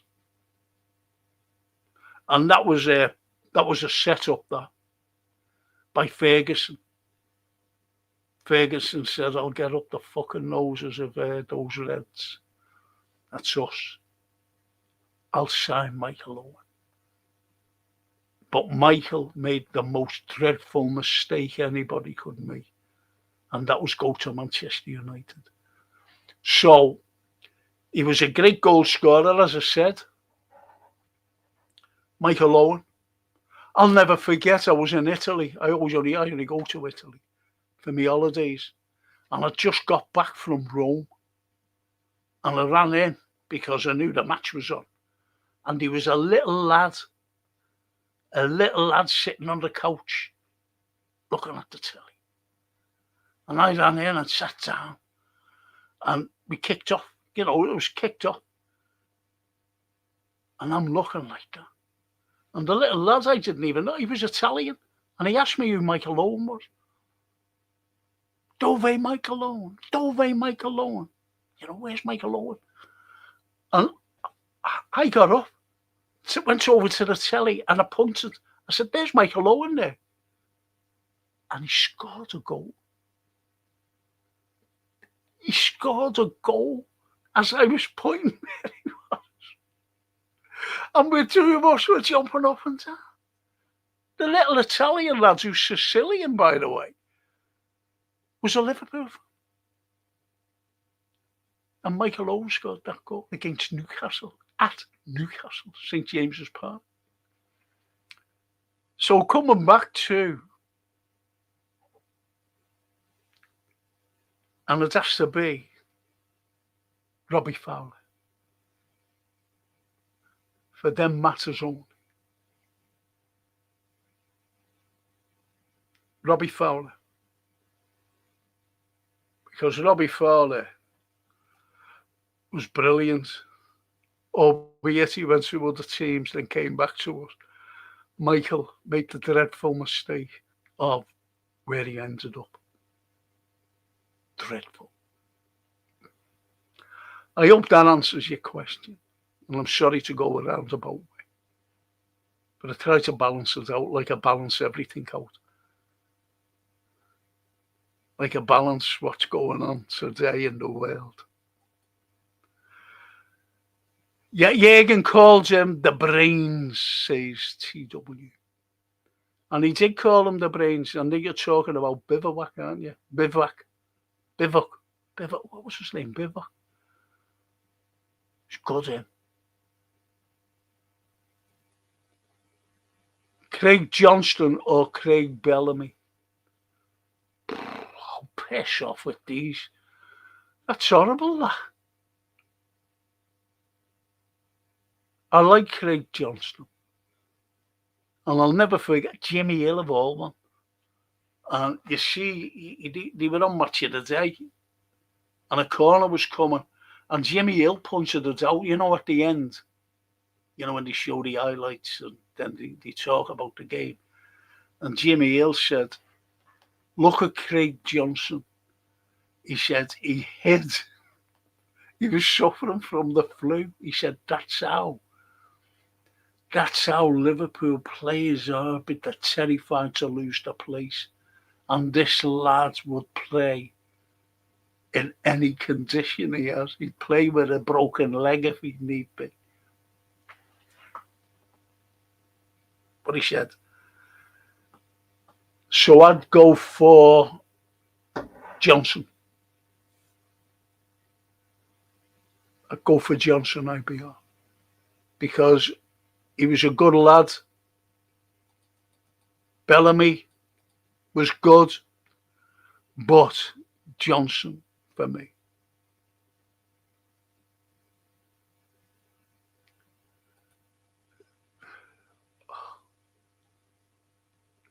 I'm going to kick your fucking heads in if I see you.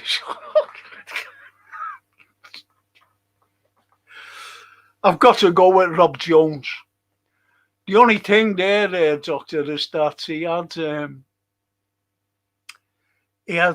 splinters in the shins, if you like.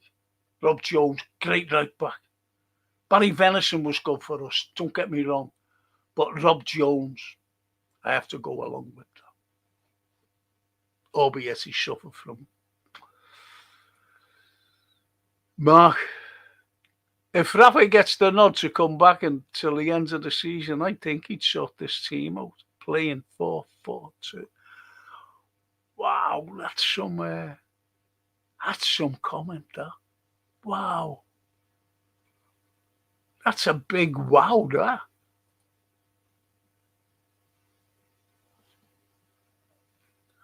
See, no one's liking Slot for some reason. Well, the reason's there for all to see. I didn't mean it like that.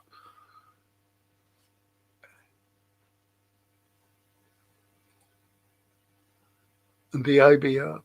Dr. Benjamin. Rob Jones for me, but sadly we never saw the best of him.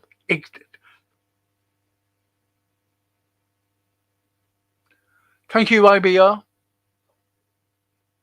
And there's me trying to put it over why I preferred Rob Jones, but we never seen the best of him. He would have been one of our greats, in my opinion, if he didn't suffer from the bloody shins he had.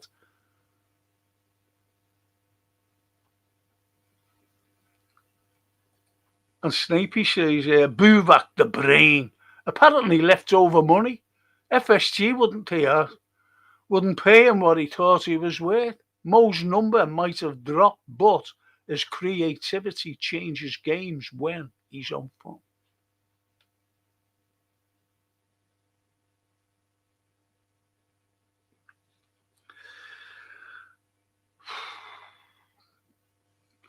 I've got to say, some great comments.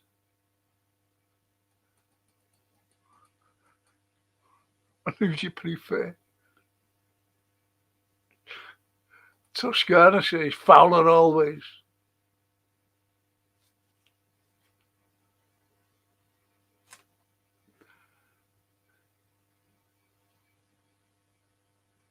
And the bench says, the doc says, I'm sure, to the IBR, Rob Jones made his debut at Old Trafford.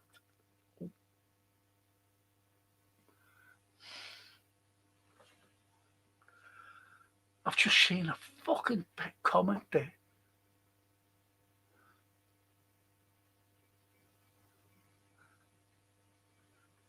I'm sure that, and do you know what? I'm fucking amazed up that this is full of gin and vodka mixed. Delighted. Especially with this one. Benteke or Balotelli. Oh. Big Bad Mario. Oh. Jeez. Benteke scored we got beat by Man United 3-1 at Old Trafford. And but Benteke scored it was a cracking goal. Best goal of the game. Whopper.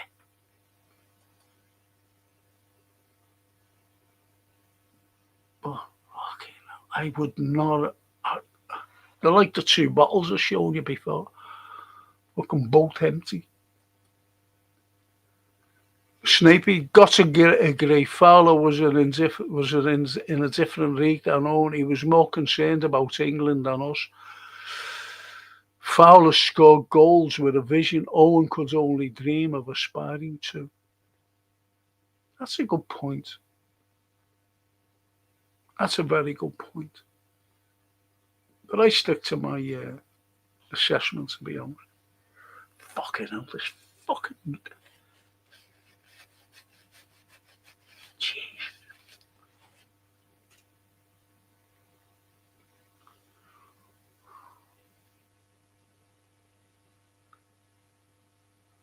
I was made up when Fowler came back. He scored an offside goal on his debut, he said.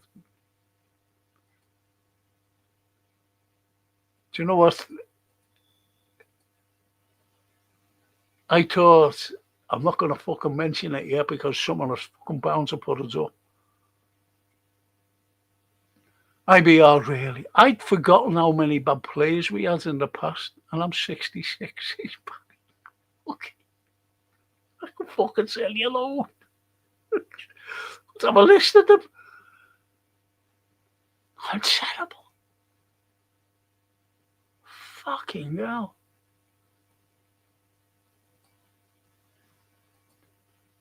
IBR says to Barry, sorry for digging up the past trauma. What about me? Suffering here.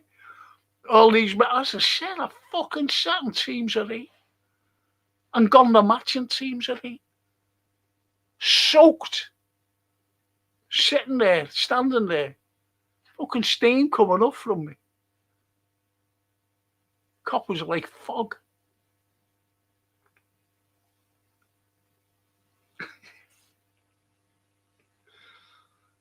But you know, fucking dogs. And the doc says, remember when we sold David Burrows and Mike? Oh, that's him. That's who I was fucking trying to think of. To buy Julian Oh, for fuck's sake. That's who I was trying to think of, Mike Marsh. Sitting there with the Northern Irish fella and that fucking Welsh fella. The Northern Irish fella brought up from Swansea. They were the back room. Think about it. They were the backroom staff for Liverpool Football Club.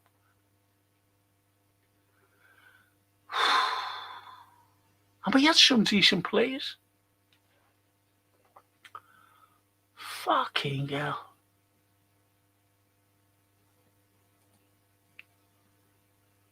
Lennon or McCartney. Only kid. McCartney's great to Liverpool, by the way. Great philanthropist. Soaks fucking millions into this city. But you didn't know that, did you? Not just Lipper or the Linda McCartney cancer unit. There's other charities he gives. But he wants to remain anonymous. He uses his anonymity for Liverpool, the city.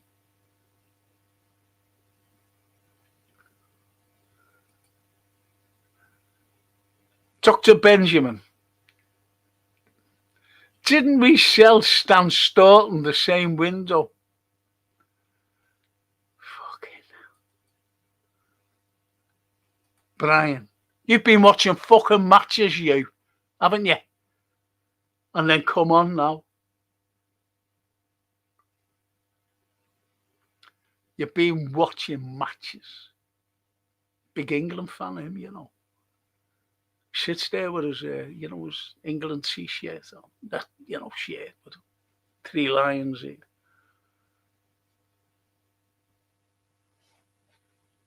With whoever's name's on the back.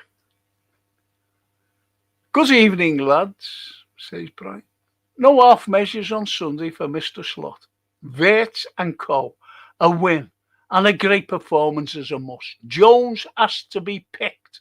Come on, you Reds. That's what I mean, Brian. He's saying, about Jones should be playing. But I said that at the beginning, and people have said it. And P.S. says, Johnny Barnes, please give me your input. I'm not sure you saw him in the flesh playing. Okay, now I go back to Roger Rhodes. Never mind him. Johnny Barnes was great. The only caveat I have with him is that he reviewed The Sun on television, and that fucked me up with him.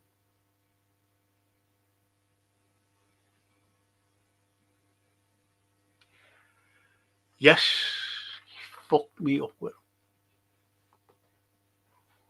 Nobody reviews The fucking Sun, in my opinion. Nobody. No Red, no one. Because of the trauma I went through, still fucking going through, since the 15th of April 1989. And that fucking newspaper. And he fucking reviewed it. And he knew all about it. He was on the fucking Light Show one morning. Cut him dead. That was it. John Barnes. Brilliant player. Fucking unbelievable player.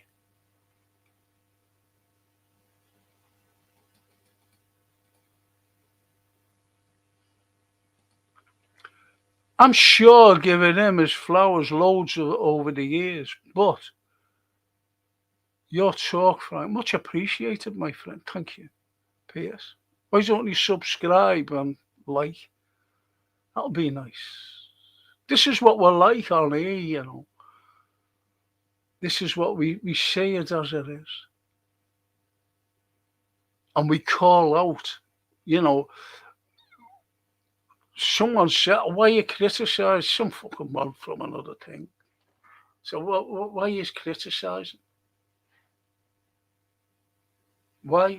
I was told to go fucking support another team, me. Little do they fucking realise that I've been everywhere in Europe with this lot. My team.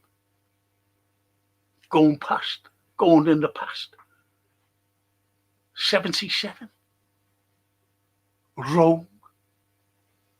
And I was watching a fella who was my age, he now behind. And he was crying.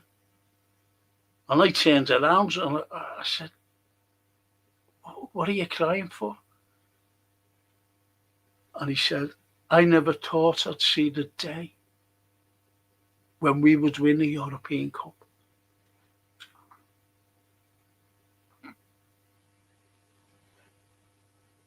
Rome 77. Then I went down to Wembley the following year for the first British team to retain the European Cup when we beat FC Bruges. Kenny scored. And I was talking to Kenny at a function with Jimmy McGovern. And I said, Mr. Dalglish, can I shake your hand? And he went, hello, Frank. And I went, oh. And I said to Jimmy, did you tell him who I was? And he went, no. He said, oh, what's you? And I said to him, I've always told my daughter that where I was when you ran over to the fans, I was in that little corner there. I said, he ran over to me, you know, babe. Did he that? Ran over to me.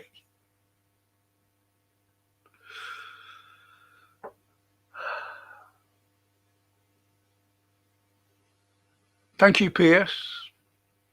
Mille grazie. And Christopher, every time I watch Benteke at Anfield, he scored even 2 against us, sadly. Oh, thanks very much, Christopher. Barry, seen some awful over the years, says Paul. Yes.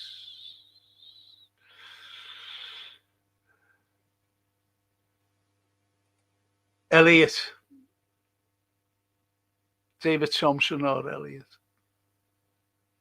Elliot.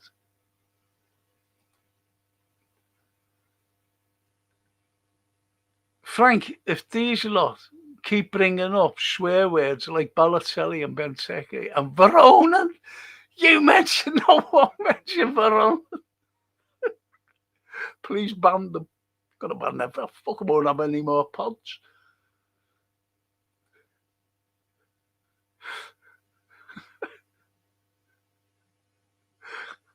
The IBR, isn't it?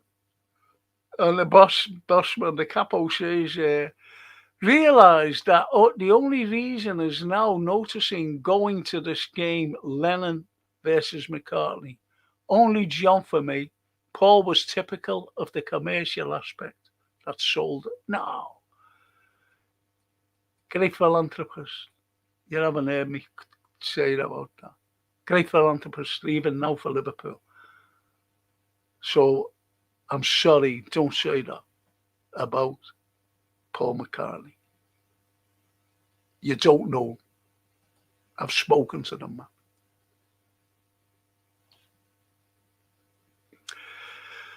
Anyway, don't trust Arnie Slot. Being caught out by the too many changes by Fenway offloading 22 seniors and youth players. He is not a manager, just a coach. Missing JK. I think everybody's saying it's right, to be honest. Boss. How could Barnes do that? Says Toscana. My friend's a Manchester United fan and he hates the SUN because of Hillsborough. Yeah, he did. I was in a function at the Shankly. That's another fucking thing. Anyway, I was sitting there and Aldridge was up, you know, giving his usual talk and whatever. It was a Christmas lunch. I was invited along. And I'm sitting there, I never knew these fucking people around me. I never had a fucking clue who they were. They were all outsiders to me. And John Barnes just came and jumped up on the stage. And they all went, and got on, you know. And he made a reference to that review. And it was only for a couple of seconds. He said, I didn't really want to do that. So I'm still sitting there like that. And this fella, you know, when they all sat down when he got off and fucking, he was sorry, I'm fucking going. But I was starving and I had to wait for someone to, I wanted to get off. And this fella said to me, why didn't you stand up? said, what for? I said, was you ever at Hillsborough, mate? Do you know anything about Hillsborough? And he went, I said, you went there, were you? And he said, no. I said, I was. I seen terrible tragedy unfolding before my fucking eyes. And he was only 96. And I said, 96 deaths. And I was covered up. And the Sun came out with the fucking truth, and he fucking reviewed it. No Liverpool player should review the fucking Sun. No Liverpool fan should read the Sun for what it said about us. I take it personally that I stole from our dead comrades, that I peed on the fucking policeman, and I was a drunken fucking yob. I take that personally. Like every other survivor, like every other fan who wasn't even there, even in the future, even if you were born in the fucking 90s or the millennium. He's just looking at me. And he said, I'm sorry. I said, no need to apologise. I said, you fucking know now. So fuck him.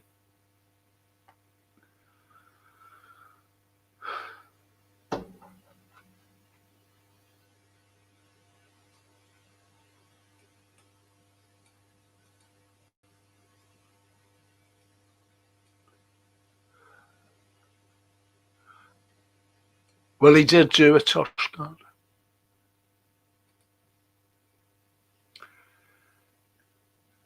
Did you have a wet echo in your pocket, Frank? There used to be loads on the cot, yeah? You couldn't put it over your head. Fucking songs. I used to love the pink echo, you know. I was great. Excuse me, this is fucking terrible.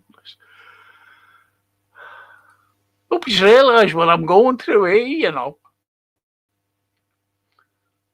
Following Liverpool's involved in an unwavering commitment to a cause that never dies, true love never dies, we take our emotional investment to the grave. To be a copite is a privilege of my existence. What a comment that is. Absolutely, Stu. That's a cracking comment.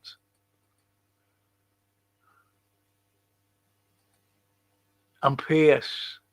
touching on current day, Spurs being a threat this season. Good manager, good players coming up for the front. Your take, please. Think if the championship final played 11-11, it would have been different. Yeah. Spurs are a good side. And they've got a good manager now. They have a good manager. Spurs have always been, over the years, have always been around and whatever. But now they have got a decent, side. And as I said, a decent manager. But I think, who's after them? Man United.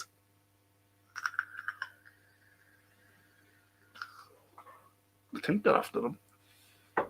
Or is it the Crystal Palace fella? Anyway.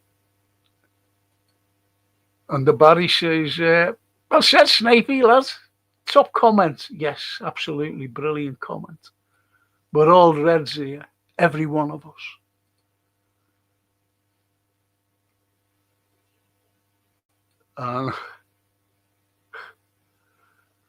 Brian says, well said, Frank, very powerful. Fuck the Sun. Justice for the 97. And we still haven't got it. That's why I don't give a fuck about the establishment. I was born a socialist, always will be a socialist. My daughter is.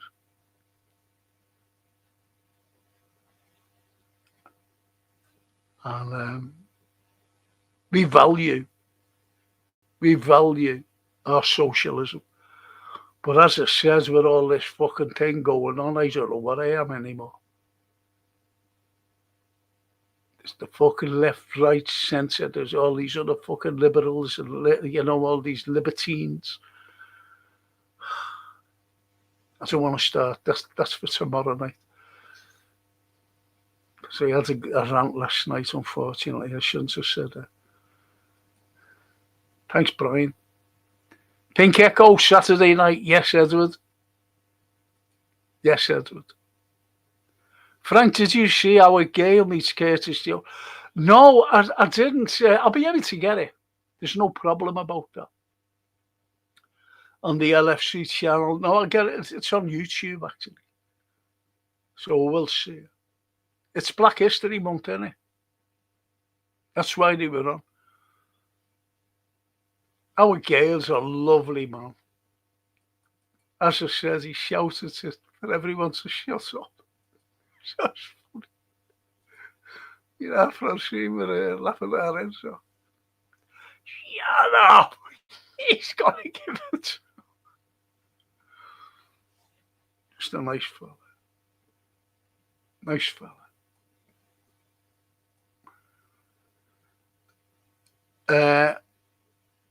IBR says to Snapey, you should get top comment on the night and a Don Franco watch. That's the first prize. It was a great comment. It was. But every other comment as well, boys and girls. It's fantastic. Oh, there's Johan. Hang on a minute, Johan, please. Brilliant, Snape. Here's on my chest standing up. Now, don't forget, I'm Brian. Say so.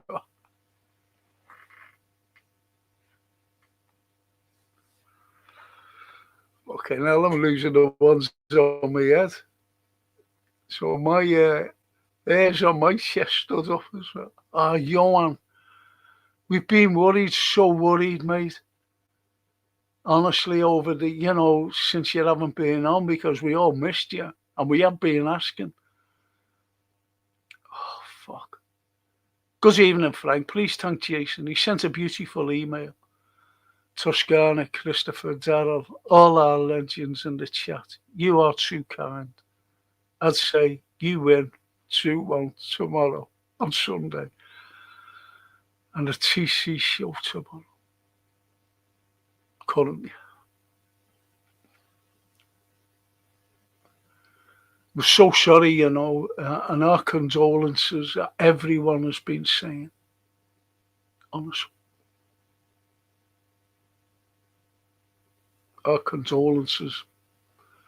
We don't like to see people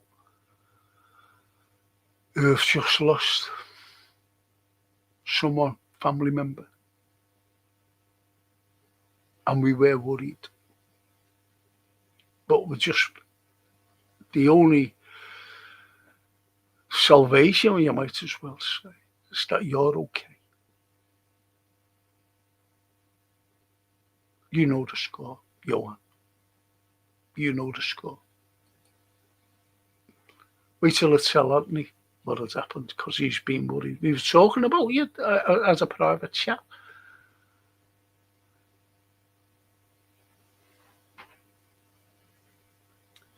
And Callum, Liverpool 3, United goal scorers, Salah, Gravenberch, Ekatike.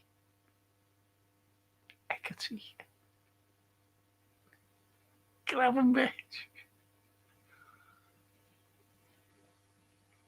And Callum says, I wonder when we get a straight month.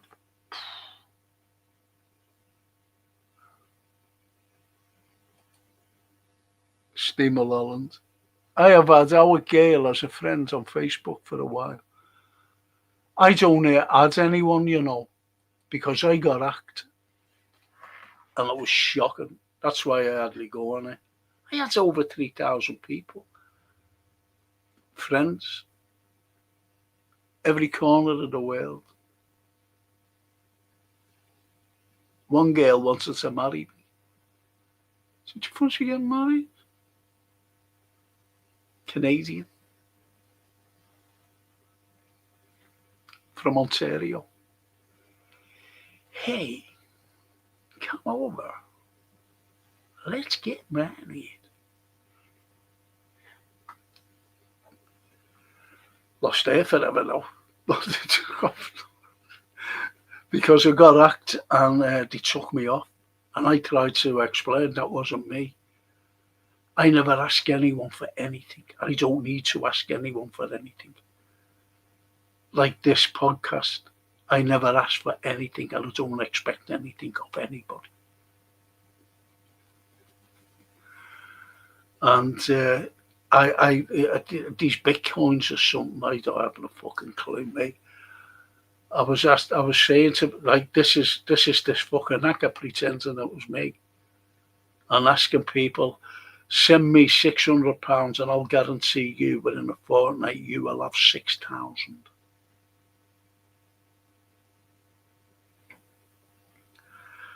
And me, Jason, was trying to say this isn't me. The hack never took any fucking notice. Just stayed up. And people like Paul Burke knows me personally. Steve Mulholland, they know I'd never ask anybody for anything. That's why I don't ask for anything. You know, other podcasts, you know, got fucking super chat and everything. Oh, then your comments get called out if you send in a super chat. Sometimes they don't. They just get put up for about 5 fucking seconds and taken out. But I'm not like that. I don't ask for anything. And I still call out your comments because you are the pod. You are the podcast. Not me. You. Like Snavy with that, everyone's saying, wow, what are they doing? And Johan coming on. Johan saying about us, you know, well, you didn't know that his granddad had died. And that's why he hasn't been on.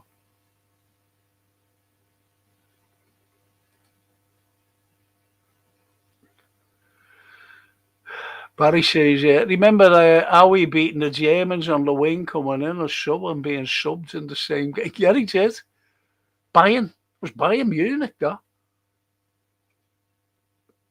Howie Gale. Just a lovely fella. He's a nice fella. Just a lovely fella. That's me, Frank. Thanks for the great night once again. Hopefully not watching from behind the cushion on Sunday. I used to watch from behind the couch.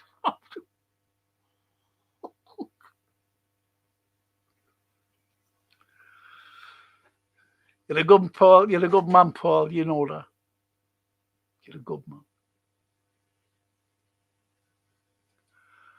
The lovely. Have a good night, everyone, and good luck for the game.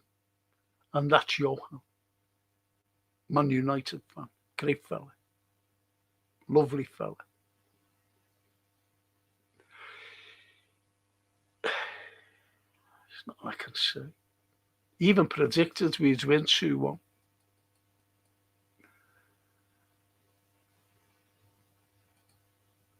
And IBR. That's great, that. Thank you, IBR, to you.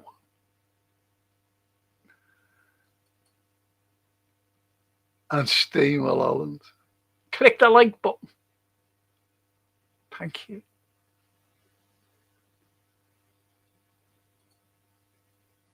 P.S. Frank's. Oh, that lovely. Thanks, P.S.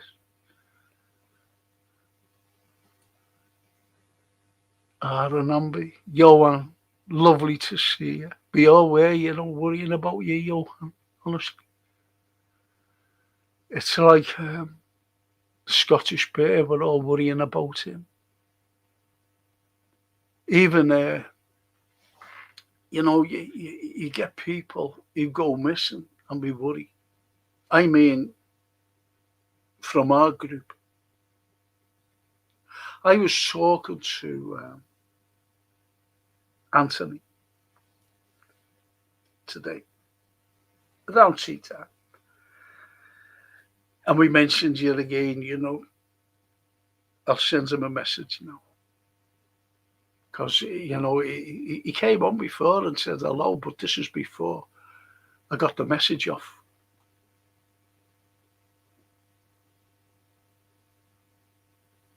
Of Jason. So I'll send him a message what happened, because he was worried. We only talking about you today. We hope we were talking about the Scottish bit. Oh, fuck it hell. And one of the lads was over in there. Fuck it hell. Over in Dubai. He was there one fucking day. I had to come home. He had kidney stones.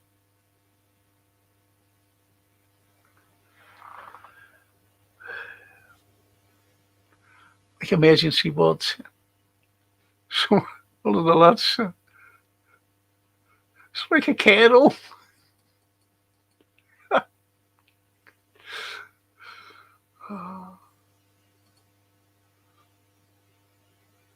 And sorry to hear your sad news, Johan. Take care, mate. You'll never walk alone. That's lovely. Look at that.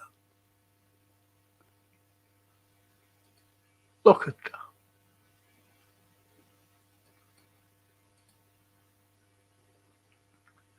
I'm sorry for your ass. That's from Little Ambie. Little Ellen. And Snapey.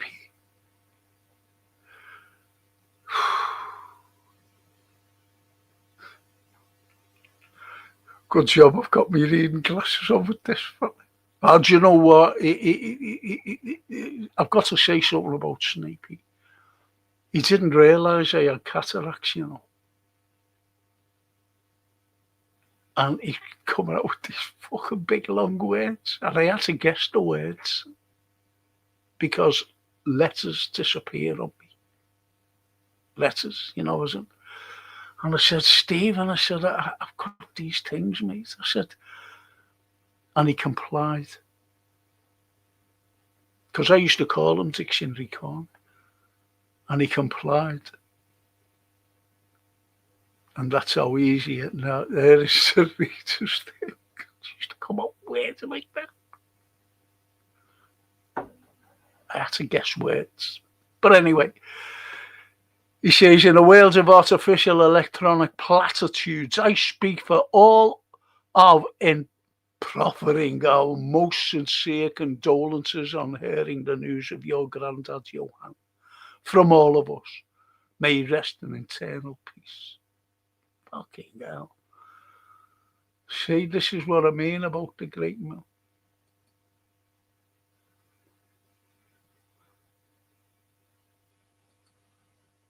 And the PS, you're a fucking legend. Stumbled across you on YouTube. Respect your views and knowledge. Hard to find the top level-headed footy heads from yesterday year to current day. Keep up the great work. Thank you, PS. Really appreciated. That's lovely. Thank you. Really appreciate it. I mean that. I'm not just saying that. Oh, there's Johan, though.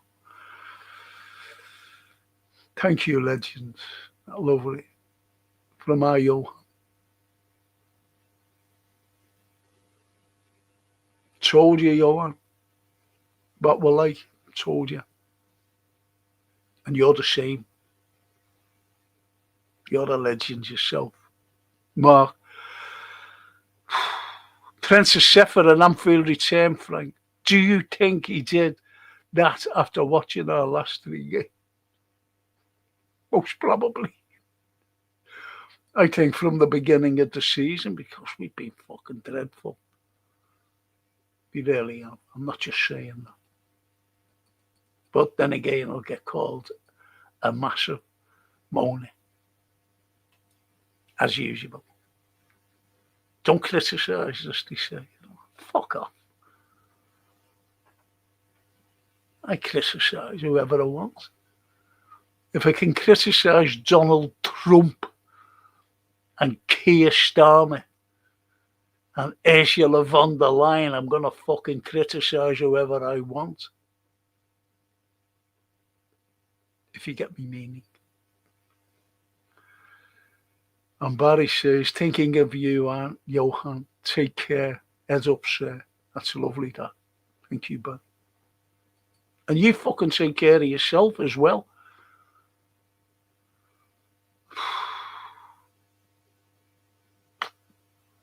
We all have to. All that mad age there's only Callum. He's gone now, Callum, hasn't he? And he's only young.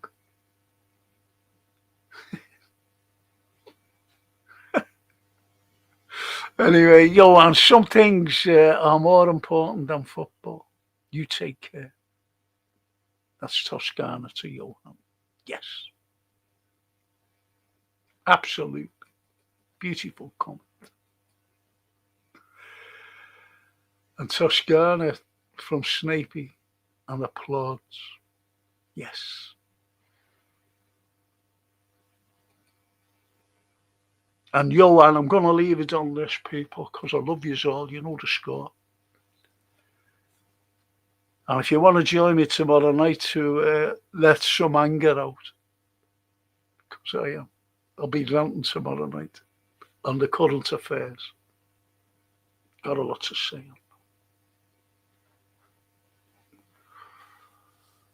Oh, do you know what?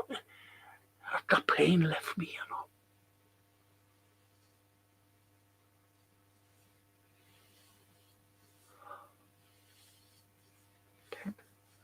And it left. Oh, it's gone now again. See? Okay, now. It's great, you know, when you're relieved from pain. And Johan, Barry Aldridge, Toscana, praise and love to you. Oh, for fucking hell. Thank you, everyone. That's lovely. Lovely, Johan. We're all behind you. And as one of the lads said, you'll never walk alone. And you'll never walk alone. Neither will your granddad. Neither will your granddad. Thanks, Frank. In chat says Edward. Thanks, Edward. I must confess, that must be, says the PS. Never confess.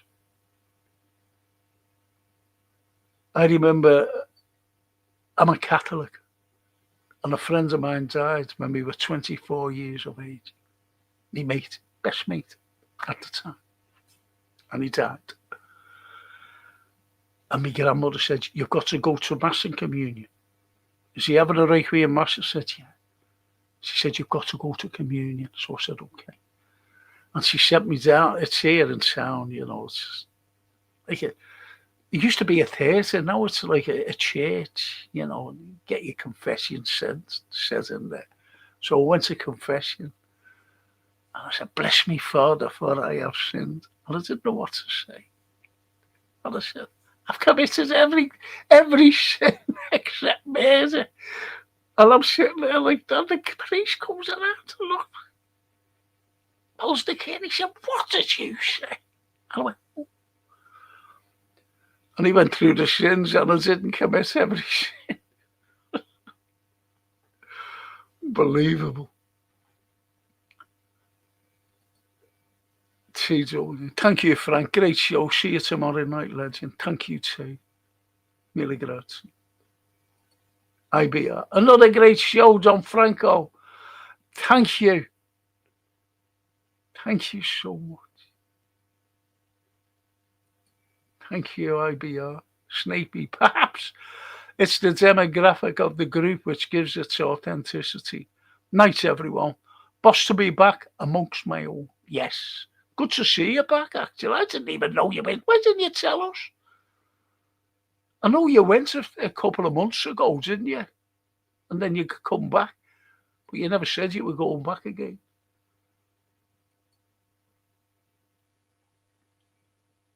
And Barry says, excellent, Frank. Can't wait for those Tourette's.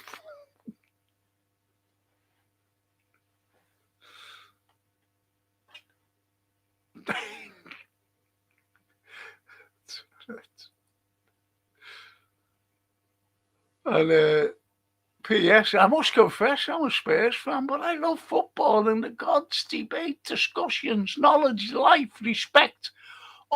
All priceless and hard to find this day and age. No, not at all. I didn't know you were a Spurs fan. I thought you were a Liverpool fan. You never said anything like it's like Johan who we've been mentioning. He's a Manchester United fan. He comes on all our podcasts, my podcast, and I do history as well.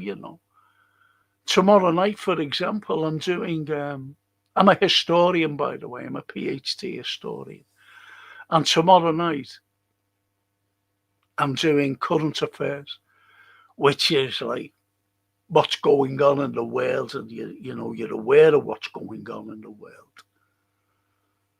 And I'll be doing that tomorrow night. It's called Current Affairs. And on a Saturday morning at 10:30, I couldn't do it last Saturday.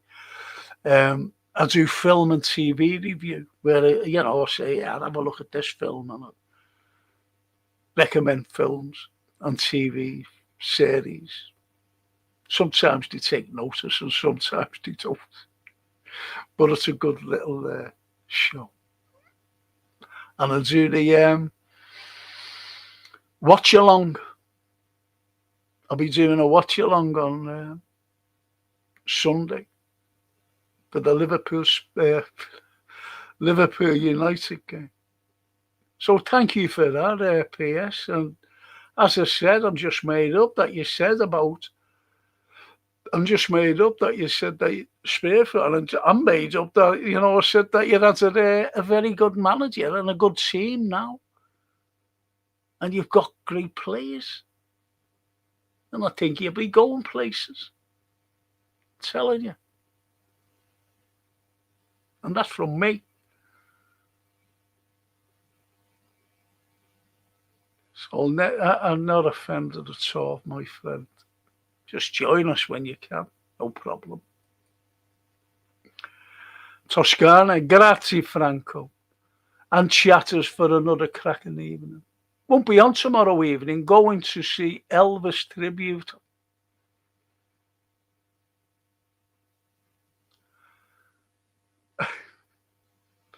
Only want to be endorsed by Presley. Go away. By the Presleys, go away. Enjoy he must be an American then. He must be an American.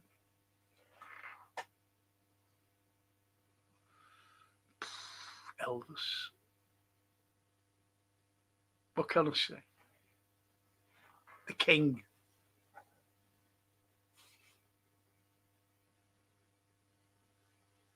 The king.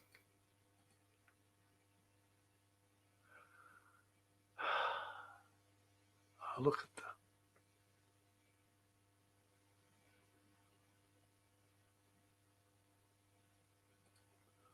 Johan, I missed Jack the Ripper stream, but PS would have enjoyed that. I'll replay it tonight.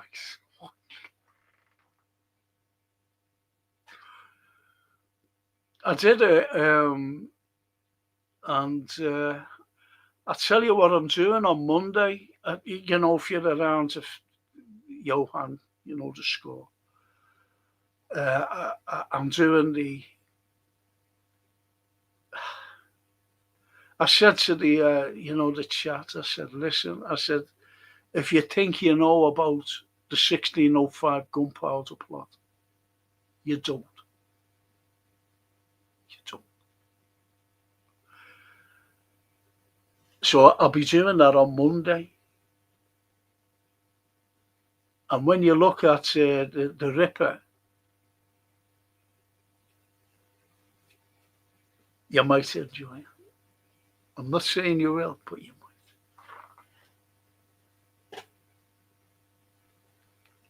might. Good, Johan. Johan, it's simply because it takes your mind off things. But I do have a rant about other things at the end, I do have a rant. And I did apologise. Not about not about us or anything. You'll find out what it was if you look at it.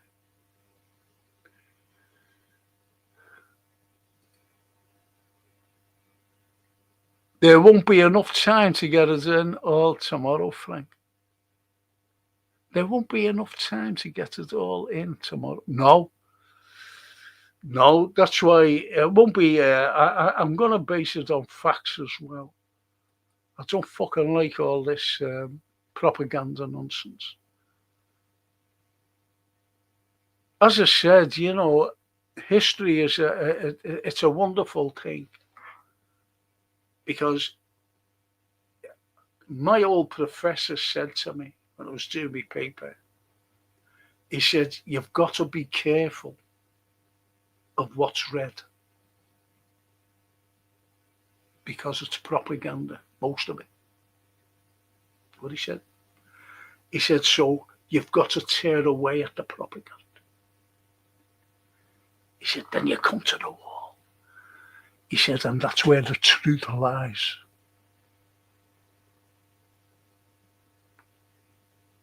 That's what he said.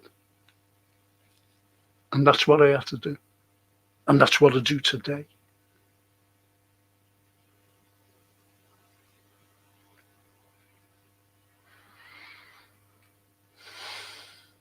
It's like it.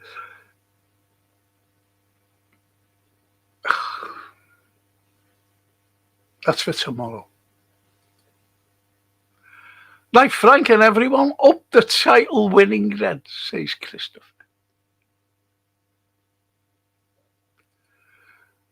And Tusker, love Elvis. Went to his house a few years. Yeah, you went to Graceland, didn't you?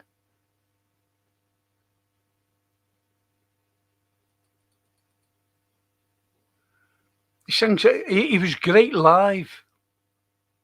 He was great live. And the Beatles went to see him, when they first went over, and he did a big jamming session. And someone taped it and ruined the tape.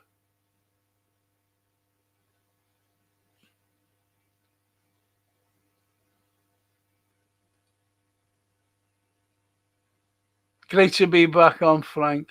Golf season almost over. Then you'll be sick of the sight of me again. Stay well, Frank, and all. Stephen Gerrard.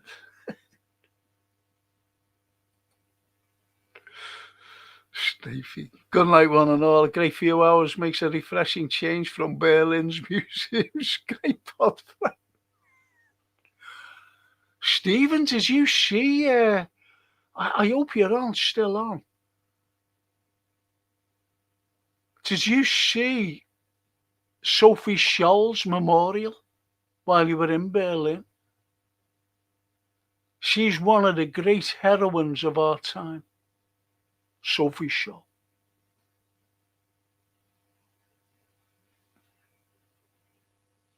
There's a few heroines. She was unbelievable. Lovely girl. Brave. 21 years of age. I'll be doing her in a few weeks' time.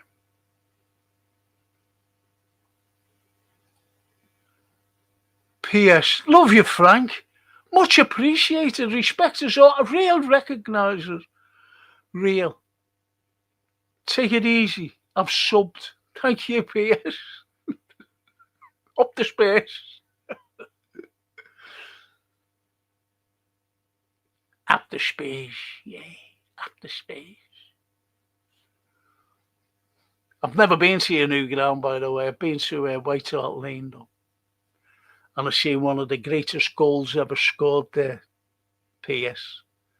And it was by a Liverpool player against your Spurs. And it was Terry McDermott.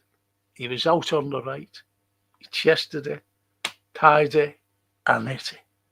And he was out on the right. What a goal. And the best goal I've ever seen, again, was Terry McDermott, again against Spurs. At Anfield this time. When we beat you 7-0 and he scored the 7th. And that's when you had Ozzy Ardiles playing. But that goal down there, that was second in my little table of best goals I've seen Liverpool score. I hope that wasn't too harsh. I hope you're not going to one sub. Just thought I'd let you know. But Spurs ground was great atmosphere down there, mate. I can always guess the G or the Z word must be involved. Yes, Johan. Yes, and the propaganda that's coming out is absolutely amazing. Absolutely amazing. But it's not propaganda anymore. It's just pure, total lies for money. For money. And all that. No, it's not. It's Brian. Frank, what was the story about Elvis in the Scottish airport? Maybe too late to tell it. It is. But he was down at Stansted. He was down at Stansted. But anyway, I had a load of Finnish parliamentarians, and they were doing the following year. This was in our capital culture year. They were doing the following year, a place called Turku, capital culture in Finland. So we had these parliamentarians, and we've got a big statue here of Wellington. And the way he's facing over the Empire Theatre. And one of them said, "Who is that up there?" I said, "It's Elvis Presley," because he's got a big cloak on, you see. I said, "It's Elvis Presley." I said, and, he always wanted to come to Liverpool. And he wanted to appear at the Empire, where the Beatles appeared. And he went, "Oh, really?" I said, "Yeah. Elvis, with his cloak on." True story, that. And they fucking believed him. They believe we've got a fucking big statue of Elvis overlooking the Empire. Genuinely, honestly. I was fucking fed up with them, to be honest. I had them from 9:30 in the morning. All they were saying, "We want to go to the cabin." I had to show them around Liverpool. Fucking hell. So anyway, they got Elvis instead.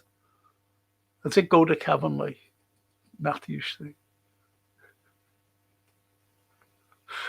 Genuine. Oh, come on. Oh, yeah, look. Remember the Spurs? Yes. At the line, yes. God. Hello, Frank and chat. Eric, finishing. And Johan says, White Hart Lane was a brilliant stadium, as was Highbury, Upton Park. Oh, fucking hell. Yeah, those East End boys.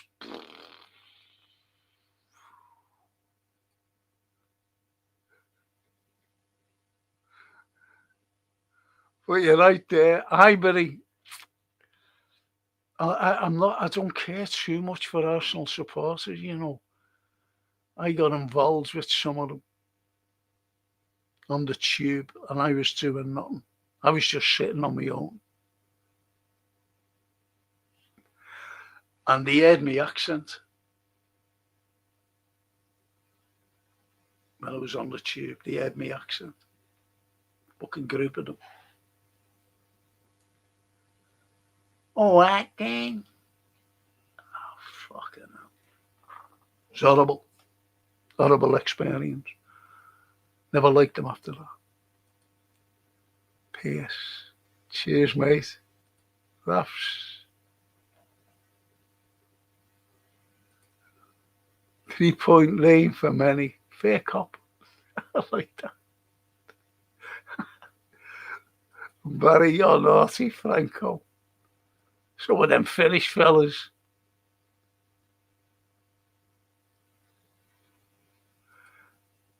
Yeah, Emirates, Tottenham and London Stadium, they are all just modern facade that has no character anymore. What a comment. And on that wonderful comment by our lovely Johan, I'm going to leave it.